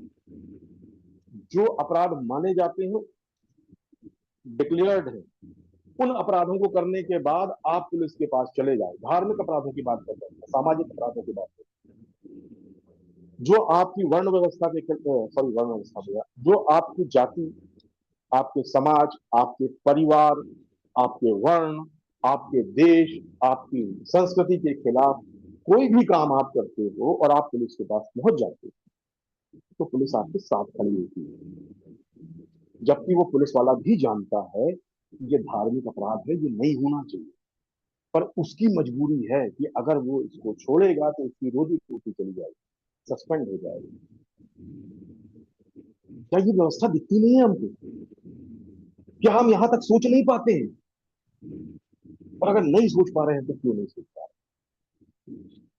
मैं आपसे एक बात बता रहा हूं, चाहे मोदी जी हो,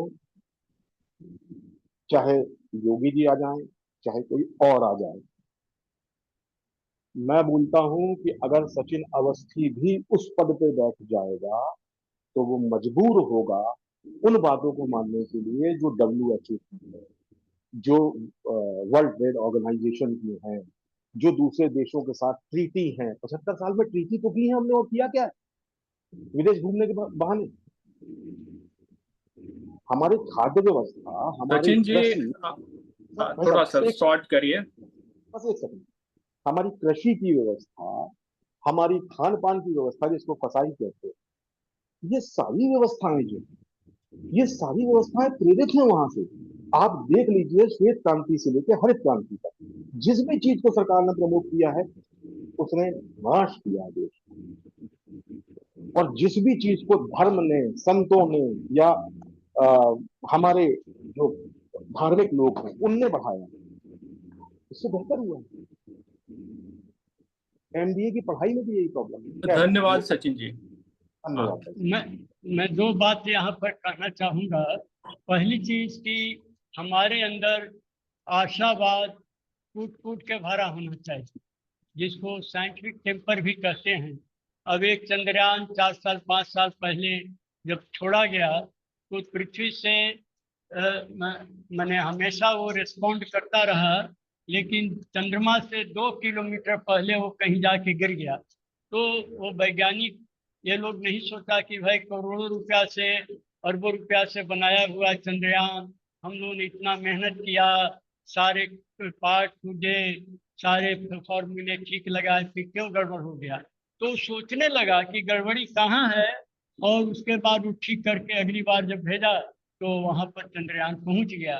तो एक साइंटिफिक टेम्पर रखना होगा कि गड़बड़ी समाज में मनुष्य ने पैदा की है, तो मनुष्य इस गड़बड़ी को ठीक भी कर सकता है। हमारे अंदर ठीक करने की भावना होनी चाहिए। जब कोई गड़बड़ी करने वाला गड़बड़ी से हिलना नहीं चाहता है तो हम अच्छाई से क्यों हिलेंगे? हम क्यों डरेंगे? हम क्यों घबराएंगे उससे? हाँ, हम मिल करके जरूर उसका समाधान खोजेंगे, जिस तरह से साइंटिस्ट लोग खोजते हैं। दूसरी बात मुझे ये कहनी है कि जो इस तरह की बातें जैसे आती है ना, कि मजबूरी है, किसी को करना ही पड़ता है, परिस्थिति ही ऐसी है, व्यवस्था ही ऐसी है, तो इसलिए हम लोग व्यवस्था परिवर्तन की लड़ाई लड़ें। सामाजिक स्तर पर भी, आर्थिक स्तर पर भी, राजनीतिक स्तर पर भी, सांस्कृतिक, शैक्षिक सभी स्तरों पर हम व्यवस्था परिवर्तन की लड़ाई लड़ें। एक मानव समाज की रचना करने की, सबको सुख दुख में एक भागीदार होने की हम लोग आदर्श को लेकर के चलें। आचरण को हम लोग प्रमुखता दें, हर जगह आचरण को प्रमुखता दें। और अगर हम देखते हैं, जैसे भगवान कृष्ण ने युद्ध में बहुत कूटनीति का सहारा लिया, लेकिन केवल युद्ध में ही लिया और कहीं नहीं लिया। तो धर्म के लिए संग्राम काल में, माने दुखी मानवता के लिए जब हम कोई काम करने जा रहे हैं तो वहां कूटनीति और कपट नीति का सहारा ले सकते हैं।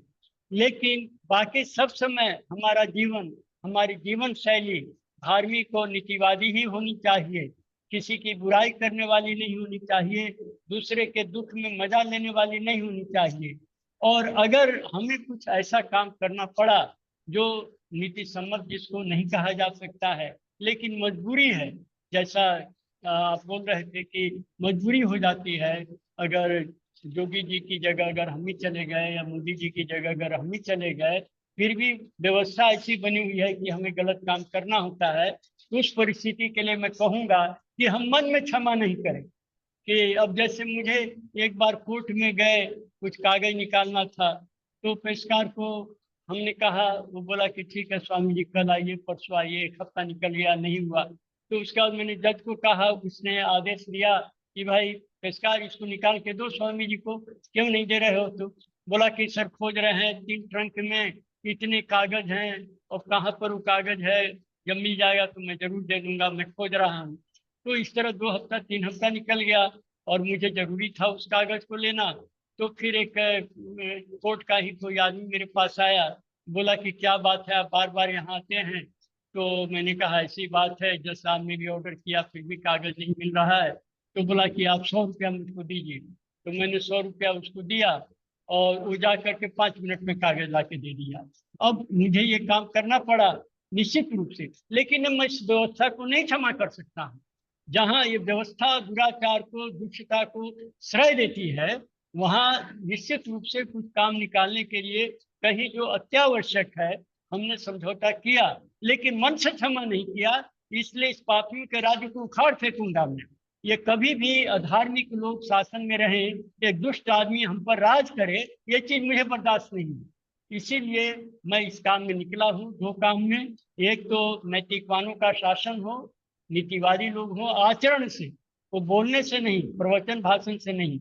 और दूसरा आर्थिक लोकतंत्र, जो बात आई है कि कोई गरीब आदमी है तो क्या करेगा। आजकल मुफ्तखोरी की, बिजली पानी फ्री है, राशन फ्री है। तो ये जो इस तरह की मुफ्तखोरी की बातें करके जो लोगों के भ्रष्ट किया जाता है, इसके लिए आर्थिक लोकतंत्र, अभी हमें राजनीतिक लोकतंत्र मिला हुआ है कि 18 वर्ष की उम्र होने पर सबको वोट दे सकते हैं, लेकिन 18 वर्ष की उम्र होने पर या 25 वर्ष की उम्र होने पर हमको क्रय शक्ति सहित रोजगार मिलेगा, इसकी गारंटी नहीं है। तो ये 2 चीज हमारे सामने मुख्य है, नीतिवादियों का शासन और आर्थिक लोकतंत्र। हर आदमी की रोजी रोटी की व्यवस्था हो, इसमें आप सब लोग, हम सब लोग मिलकर साथ चलें, निश्चित रूप से लक्ष्य को प्राप्त करेंगे। कोई ताकत हमें रोक नहीं सकती है। यह अदम्य विश्वास हमारे अंदर रहना चाहिए, एक आशा की किरण रहनी चाहिए, नहीं तो दुखी मनुष्य तो मर रहा है। हम केवल हमेशा आशा की बात सुनाते चले लोगों को, तो हम निश्चित रूप से सफल होंगे। धन्यवाद स्वामी जी। मदन मोहन जी।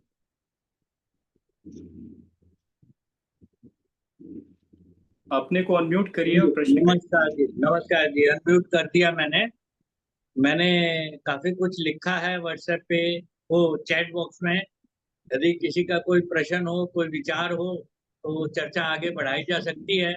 चर्चा यही है कि हम अपने अपने आस्था के जो एक लाइक माइंडेड लोग हैं, उनका परिवार विकसित करें अपने अपने क्षेत्रीय स्तर पर, और उसको इतना मजबूत बना दें कि वो ब्यूरोक्रेसी, ब्लाइंड जुडिशरी के प्रभाव से मुक्त होकर अपनी स्वतंत्र जो है अस्तित्व को पहचान बना सके। अनिरुद्ध जी।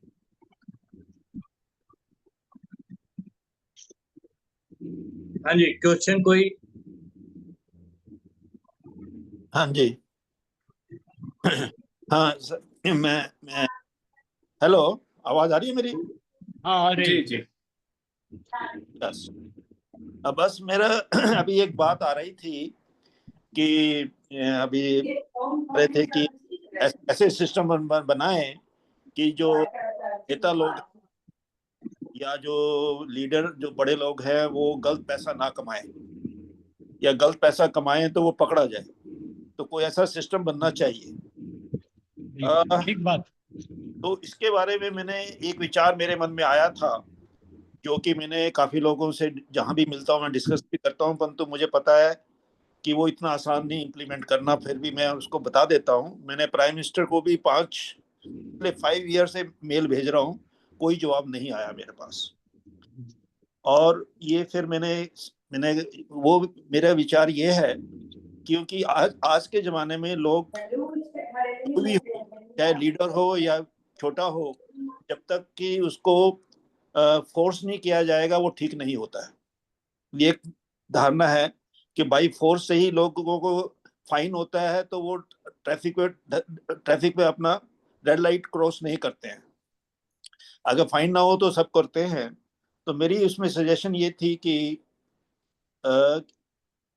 कि जो जितने भी हमारे बड़े लीडर्स हैं, पॉलिटिकल लीडर्स हैं, या जो बड़े बड़े ब्यूरोक्रेट हैं या जजेस हैं, उनको भी मैं बड़े जजेस को भी इंक्लूड कर लेता हूं, उनकी जो है एक तरीके से उनके ऊपर जो है जो जिसे हम कहते हैं ईडी की, सीबीआई की इंक्वायरी होनी चाहिए। इंक्वायरी भी, अब इंक्वायरी के लिए स्टाफ तो कम है, तो हम 5% लोगों की कर लें, वो निकालें लॉटरी से। ये नहीं कि उसमें कि सत्ता वाले विपक्ष की निकालेंगे और सत्ता वाले अपनी कोई भी लॉटरी से 5% लोगों की जिसके नाम आगे उसका सारा होगा कि पिछले 10 साल में उसने कहाँ से पैसा कमाया है, कैसे कमाया है, कितनी उसकी प्रॉपर्टी है, कितने उसके घर बने हैं। ये एक फैक्ट है कि जो एमपी होता है 5 साल में उसकी नई कोठी बन जाती है, नए मकान बन जाते हैं। अब वो पैसा कहाँ से आता है, कहाँ से, अगर जेन्युइन है तो बहुत अच्छी बात है। जेन्युइन को अगर कोई करोड़ों रुपए भी कमाता है बहुत अच्छी बात है, परंतु अगर उसने गलत पैसा कमाया है तो उसको पकड़ने का तरीका यह है कि 5% उसमें जजेस भी आ गए, ब्यूरोक्रेट भी आ गए कि लॉटरी से वो उनका नाम आएगा।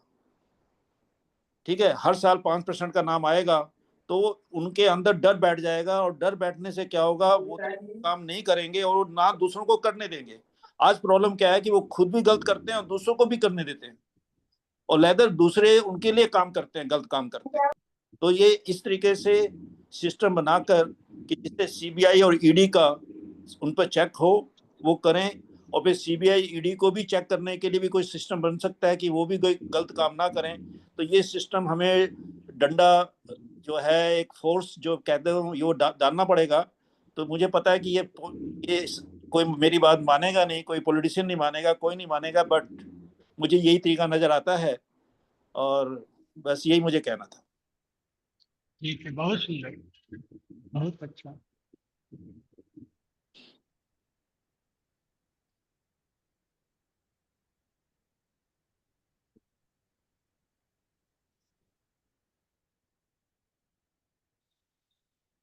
बस ये कह दिया, इतना ही मुझे कहना था। बहुत अच्छा, बहुत बढ़िया आपने परामर्श दिया है, हम सब लोग इस पर अमल करेंगे। आनंद जी, आनंद जी। हाँ जी, मैं बोल रहा था, तो उस परिवार के विकसित करने में यदि हम लोग 10, 20, 50 लोग भी अपने अपने क्षेत्र में प्रयास करेंगे तो एक ऐसी व्यवस्था पैदा हो सकेगी जो इस अंग्रेजों द्वारा बोरोड सिस्टम का पैरेलल कोई व्यवस्था खड़ी कर सकेगी और इस व्यवस्था के अगेंस्ट हम अच्छा काम कर सकेंगे। जी बहुत सही। ठीक, मदन मेरा मोहन जी प्रणाम। अपना नंबर डाल इतनी दीजिए। बड़ी खींच दें कि उनकी लाइन छोटी दिखने लगे, तभी हम इस व्यवस्था को ठीक कर पाएंगे। अदरवाइज जी। ये व्यवस्था तो वर्ल्ड बैंक तक लेवल तक से फंडेड है। यहाँ तो यूक्रेन पैदा करने का प्रयास किया जाता है भारत में। अभी बांग्लादेश में जो हुआ, यूक्रेन पैदा करने का प्रयास किया गया। पहलगांव में भी जो हो रहा था वो भी यूक्रेन पैदा करने का प्रयास किया। वो ईश्वरीय शक्ति है कि यहाँ पर इस आर्म का तांडव जो है रुका हुआ है, और हमें उस ईश्वरीय शक्ति को धन्यवाद तो कहना ही चाहिए। भारत जो भूमि है वो ईश्वर की ईश्वरीय भूमि है। यहाँ देवी देवता हर समय अपना जन्म लेने को भी तरसते हैं। तो ऐसे लोग अपने समूह बनाकर यदि अपने परिवार बनाए, क्योंकि ब्लड रिलेशन वाले परिवार तो आज खत्म हो चुके हैं। अब हमें ऐसे परिवार बनाने पड़ेंगे जिसमें सामंजस्य हो, वैचारिक एकता हो। इस परिवार के लिए हम शुभकामनाएं देते हैं, और एनसीआर दिल्ली में यदि कोई ऐसा परिवार बनाने की पहल की जाए तो मैं भी उसका एक सदस्य बनने का प्रयास करूंगा। ऐसी शुभकामना के साथ मैं अपनी वाणी को धन्यवाद आनंद जी। हाँ, मदन मोहन जी अपना नंबर डाल दीजिए।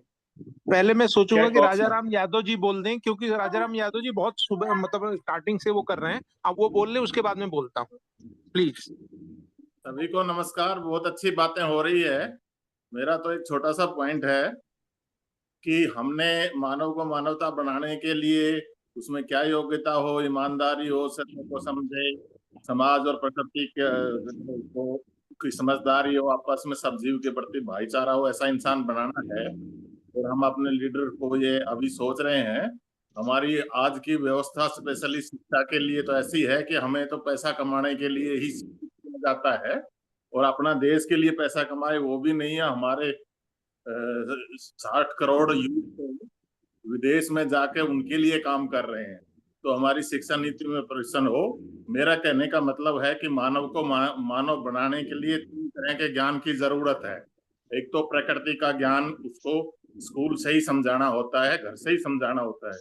दूसरा, उसको आध्यात्मिक ज्ञान, भौतिक प्रकृति का ही ज्ञान है, उसका भी कहीं ध्यान देना। तो मानव को मानव बनाने के लिए हमने स्कूल से जो व्यवस्था है, अब हम उसको गुरुकुल के उस पर नहीं जाना चाहते, क्योंकि ये वो तो थोड़ा सा मुश्किल है, पर अभी हम पूरे समाज के लिए और स्पेशली नेक्स्ट जनरेशन के लिए, अपने विद्यार्थियों के लिए हमने ये 2 ज्ञान स्कूल से ही शुरू करके, कॉलेज से, समाज से और आगे जाना चाहिए।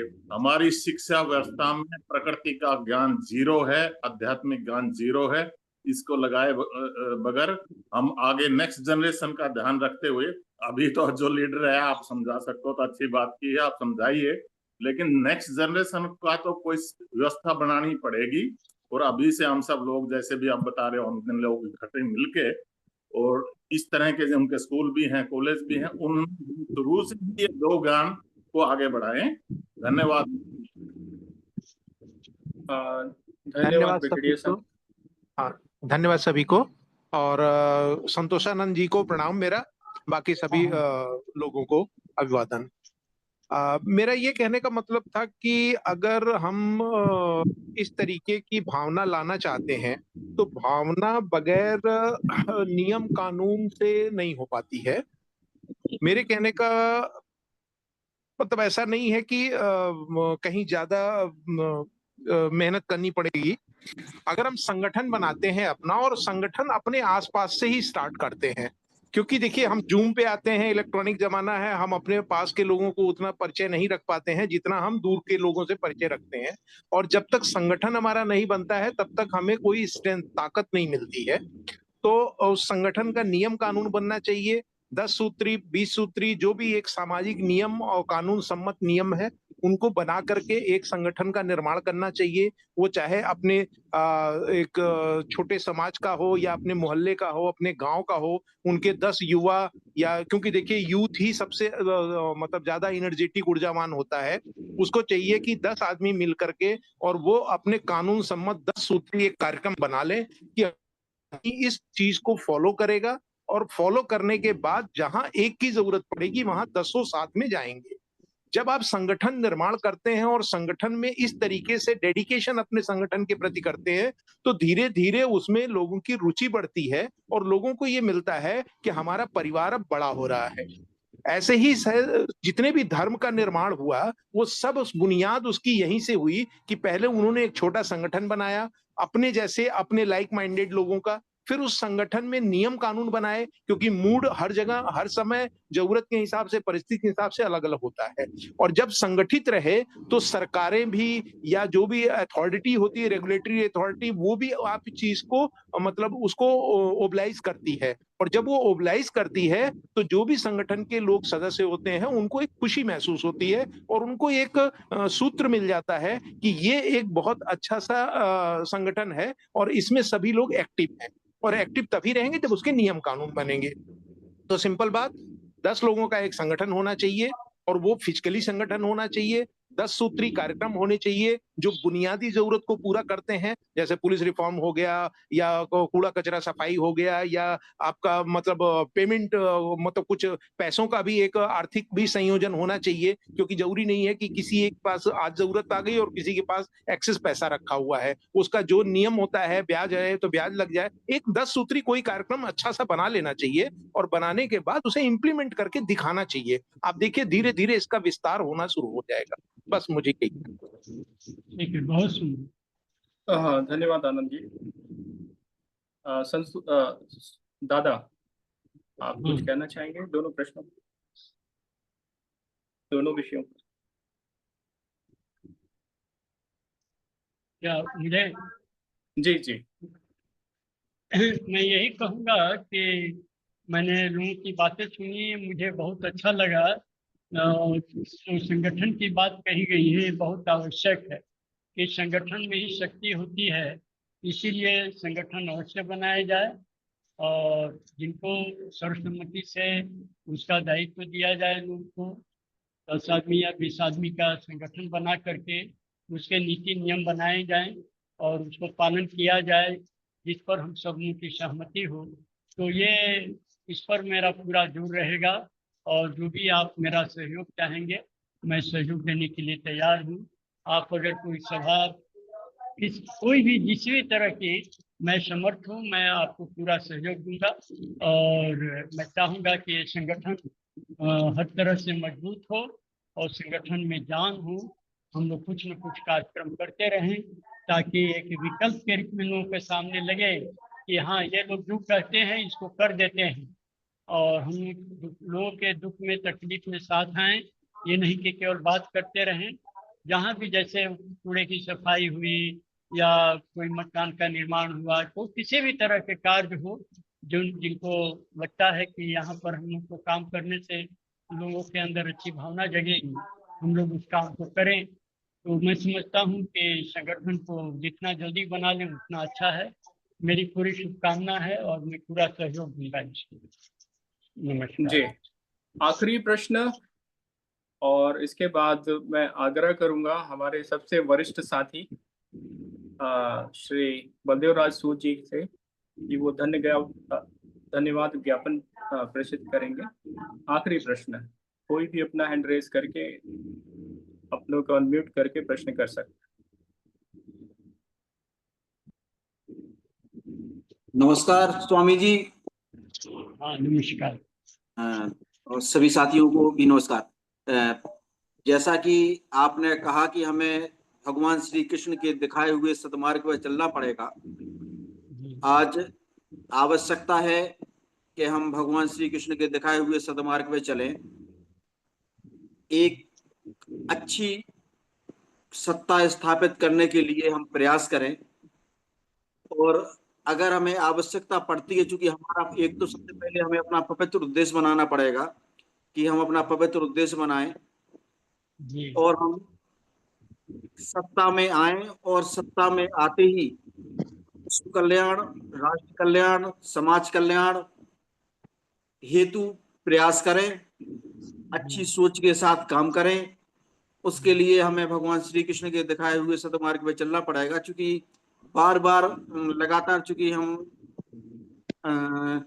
आदरणीय प्रोफेसर एस.के. शर्मा, अभिषेक जी जैसे सम्मानीय लोगों से लगभग 1-1.5-2 वर्षों से जुड़े हुए हैं, प्रोफेसर संजय शर्मा जी के माध्यम से, तो बार बार देखते हैं, सुनते हैं, समझते हैं कि सरकार एक सामान्य व्यक्ति के पत्रों की बात तो छोड़ो, एक जो अन्ना हजारे जैसे और अन्ना सम्मानी जैसे लोग हैं उनके पत्रों के जवाब भी नहीं देती है।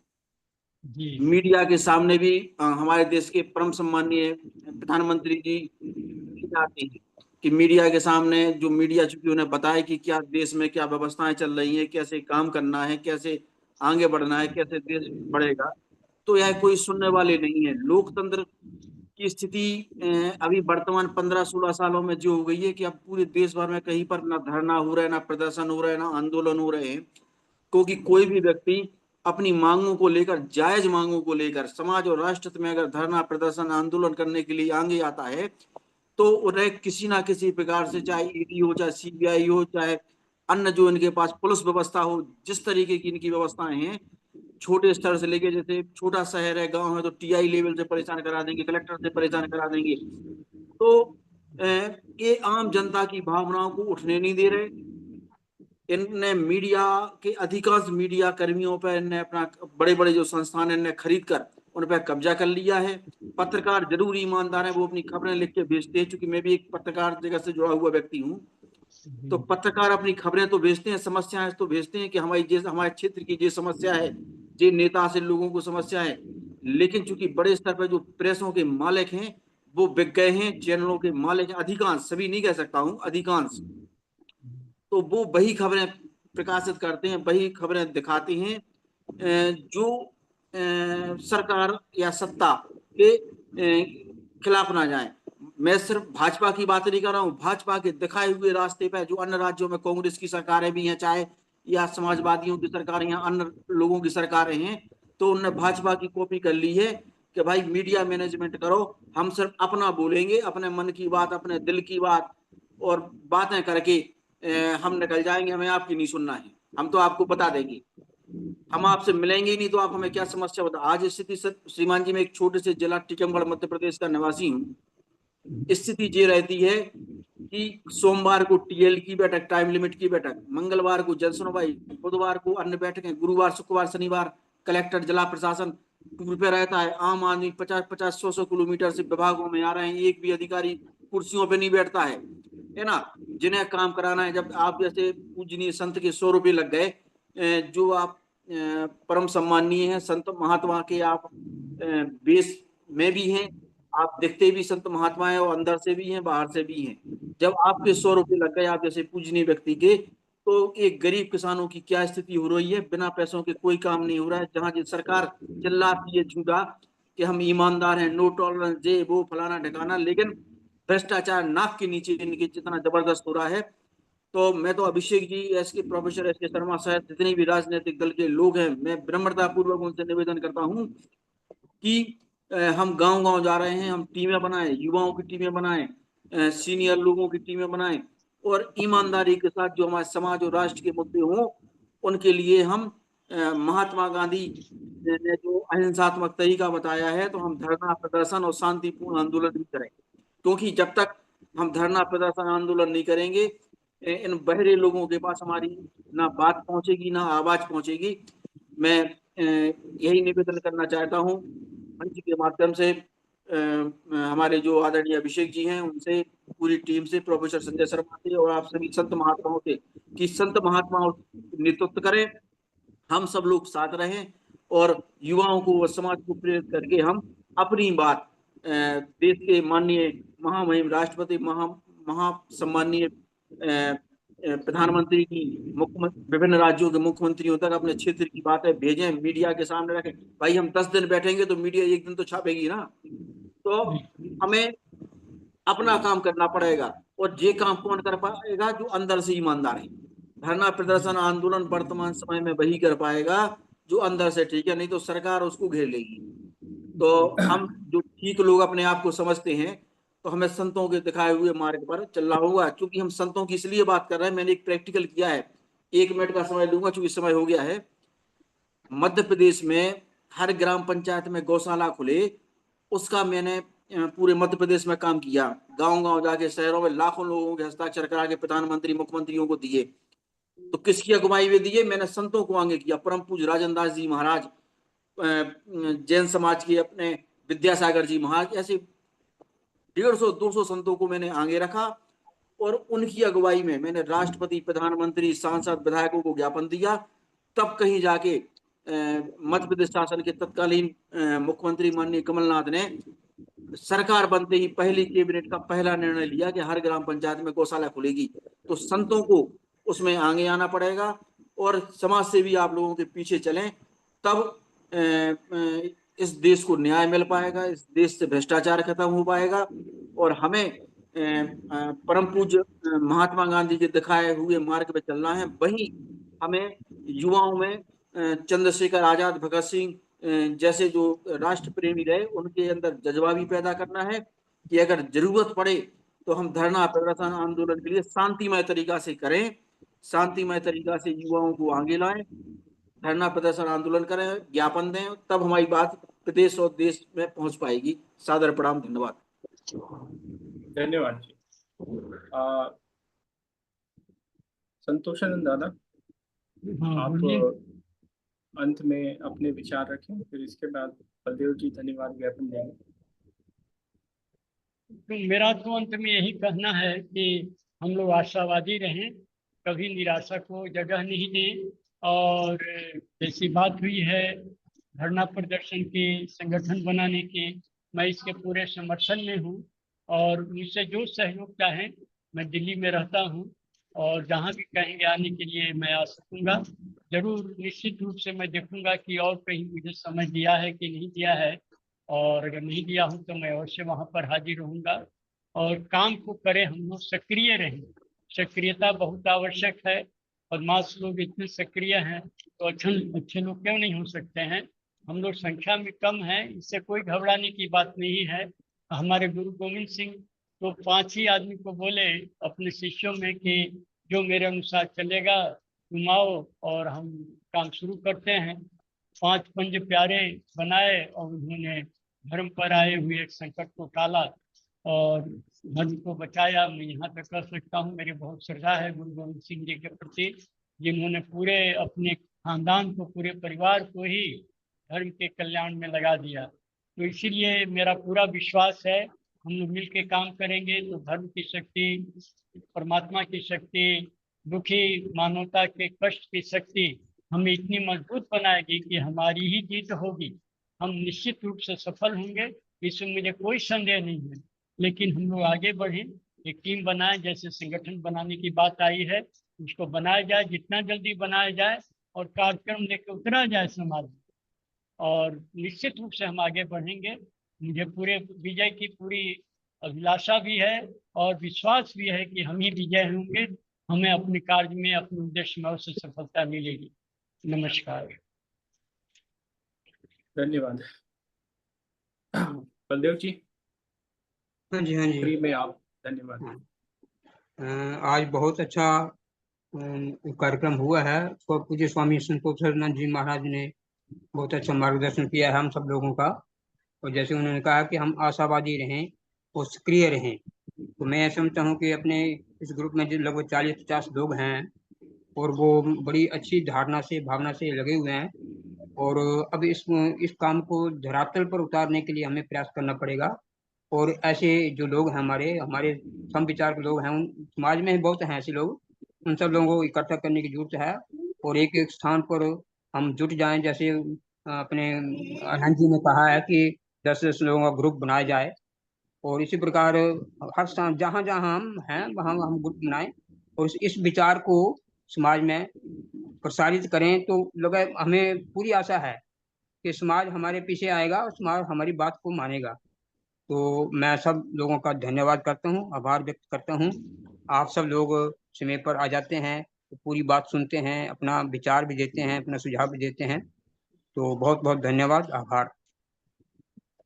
आप सभी एक मेरी इंपॉर्टेंट बात थी संतोषानंद जी से। मैं ये कहना चाह रहा हूँ कि आप अपने अनुभव के आधार पे कुछ 10 सामाजिक जो संगठन के लिए 10 सूत्री कार्यक्रम मैंने बताए थे, तो उन 10 सूत्री कार्यक्रम की रूपरेखा आप बना करके कुछ देते हैं, कुछ हम लोगों का भी सबमिशन उसमें आ जाएगा और वो फिल्टर करके 10 एक ऐसे सूत्र बनेंगे, उसके आधार पे संगठन का निर्माण हर गली, मतलब मोहल्ले में, ब्लॉक में, हर जगह एक छोटी इकाई के रूप में होगा। धीरे धीरे वो इकाई बड़ी रूप में होगी और उसमें आपके मार्गदर्शन में वो सारी चीजों का समावेश होगा और सारी सूचनाएं इकट्ठी होंगी। धीरे धीरे उसमें परिमार्जन होता रहता है, तो उस तरीके से होता रहेगा। तो वो 10 सूत्री कार्यक्रम एक इनिशिएटिव लेना पड़ेगा, तरफ से दे दे तो ज्यादा बेहतर है। अवश्य अवश्य, मैं जितना जल्दी हो बना के आपको भेज दूंगा। अवश्य निश्चित। संतोषानंद दादाजी का नंबर आपको उपलब्ध कर दिया जाएगा। आप एक बार बता भी सकते हैं दादा, सभी को 92 मेरा नंबर है 9212199658।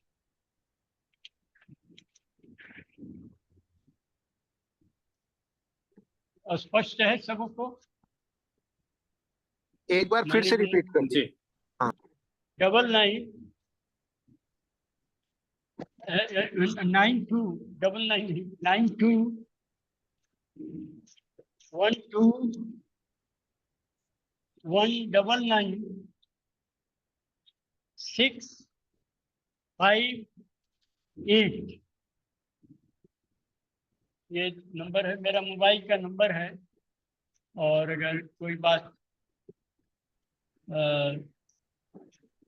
महेंद्र द्विवेदी का नंबर मैं लिखूंगा। मेरा नंबर तो कोई दिक्कत नहीं है ना किसी को? स्पष्ट रूप से नहीं। जानकारी। ठीक ठीक है। तो हम आचार्य संतोषानंद अवधूत जी, आपने बहुत समय दिया और सभी का जो प्रश्न थे उनको बहुत ध्यान से, धैर्य पूर्वक सुना और उनका जवाब दिया, उत्तर दिया, उसके लिए हम सभी आभारी हैं। लेकिन ये प्रश्न उत्तर की श्रृंखला नहीं है, इसको जमीन पर उतारना है और उस दिशा में जो हम लोग प्रयास कर रहे हैं और जो आगे हम लोग मिलकर करेंगे, उसके लिए एक हमें साथ मिलकर एक कार्य योजना बनानी और सभी मिलकर ये जो भी चर्चा हुई है उसको जमीन पे उतारने का प्रयास करेंगे यही हमारी जी। आज के कार्यक्रम की कार्य योजना है। आप बहुत सभी का बहुत बहुत धन्यवाद। शुभ रात्रि। कल फिर मिलते हैं एक नए विषय। कल का जो विषय है वो है मिलेट्स इकोसिस्टम, जिसको एक हमारे IITian साथी अभिषेक जी प्रेजेंट करेंगे। 8:15 बजे कल ये कार्यक्रम शुरू होगा। आप सभी का सादर स्वागत है। कल सर मिलते क्या है हैं। सर, विषय क्या है सर? सर रिपीट कर देंगे विषय? Millet ecosystem. मिलेट। हाँ, मिलेट्स। अच्छा धन्यवाद। हिंदी में सर, हिंदी में सर थोड़ा। हिंदी में भी मिलेट्स ही बोला जाता है, या अगर उसको हिस्से में तोड़ें तो बोले ज्वार, बाजरा और अच्छा अच्छा अच्छा, ठीक ठीक ठीक, जी जी, रागी और ओके। ये सारी चीज। हाँ इसके जो बिस्किट वगैरह बनते हैं सब्जी सब, ठीक है, शुक्रिया। ओके, धन्यवाद। ठीक है ठीक है। ठीक ठीक है। तो नमस्कार सब, नमस्कार। सबको मेरा नमस्कार।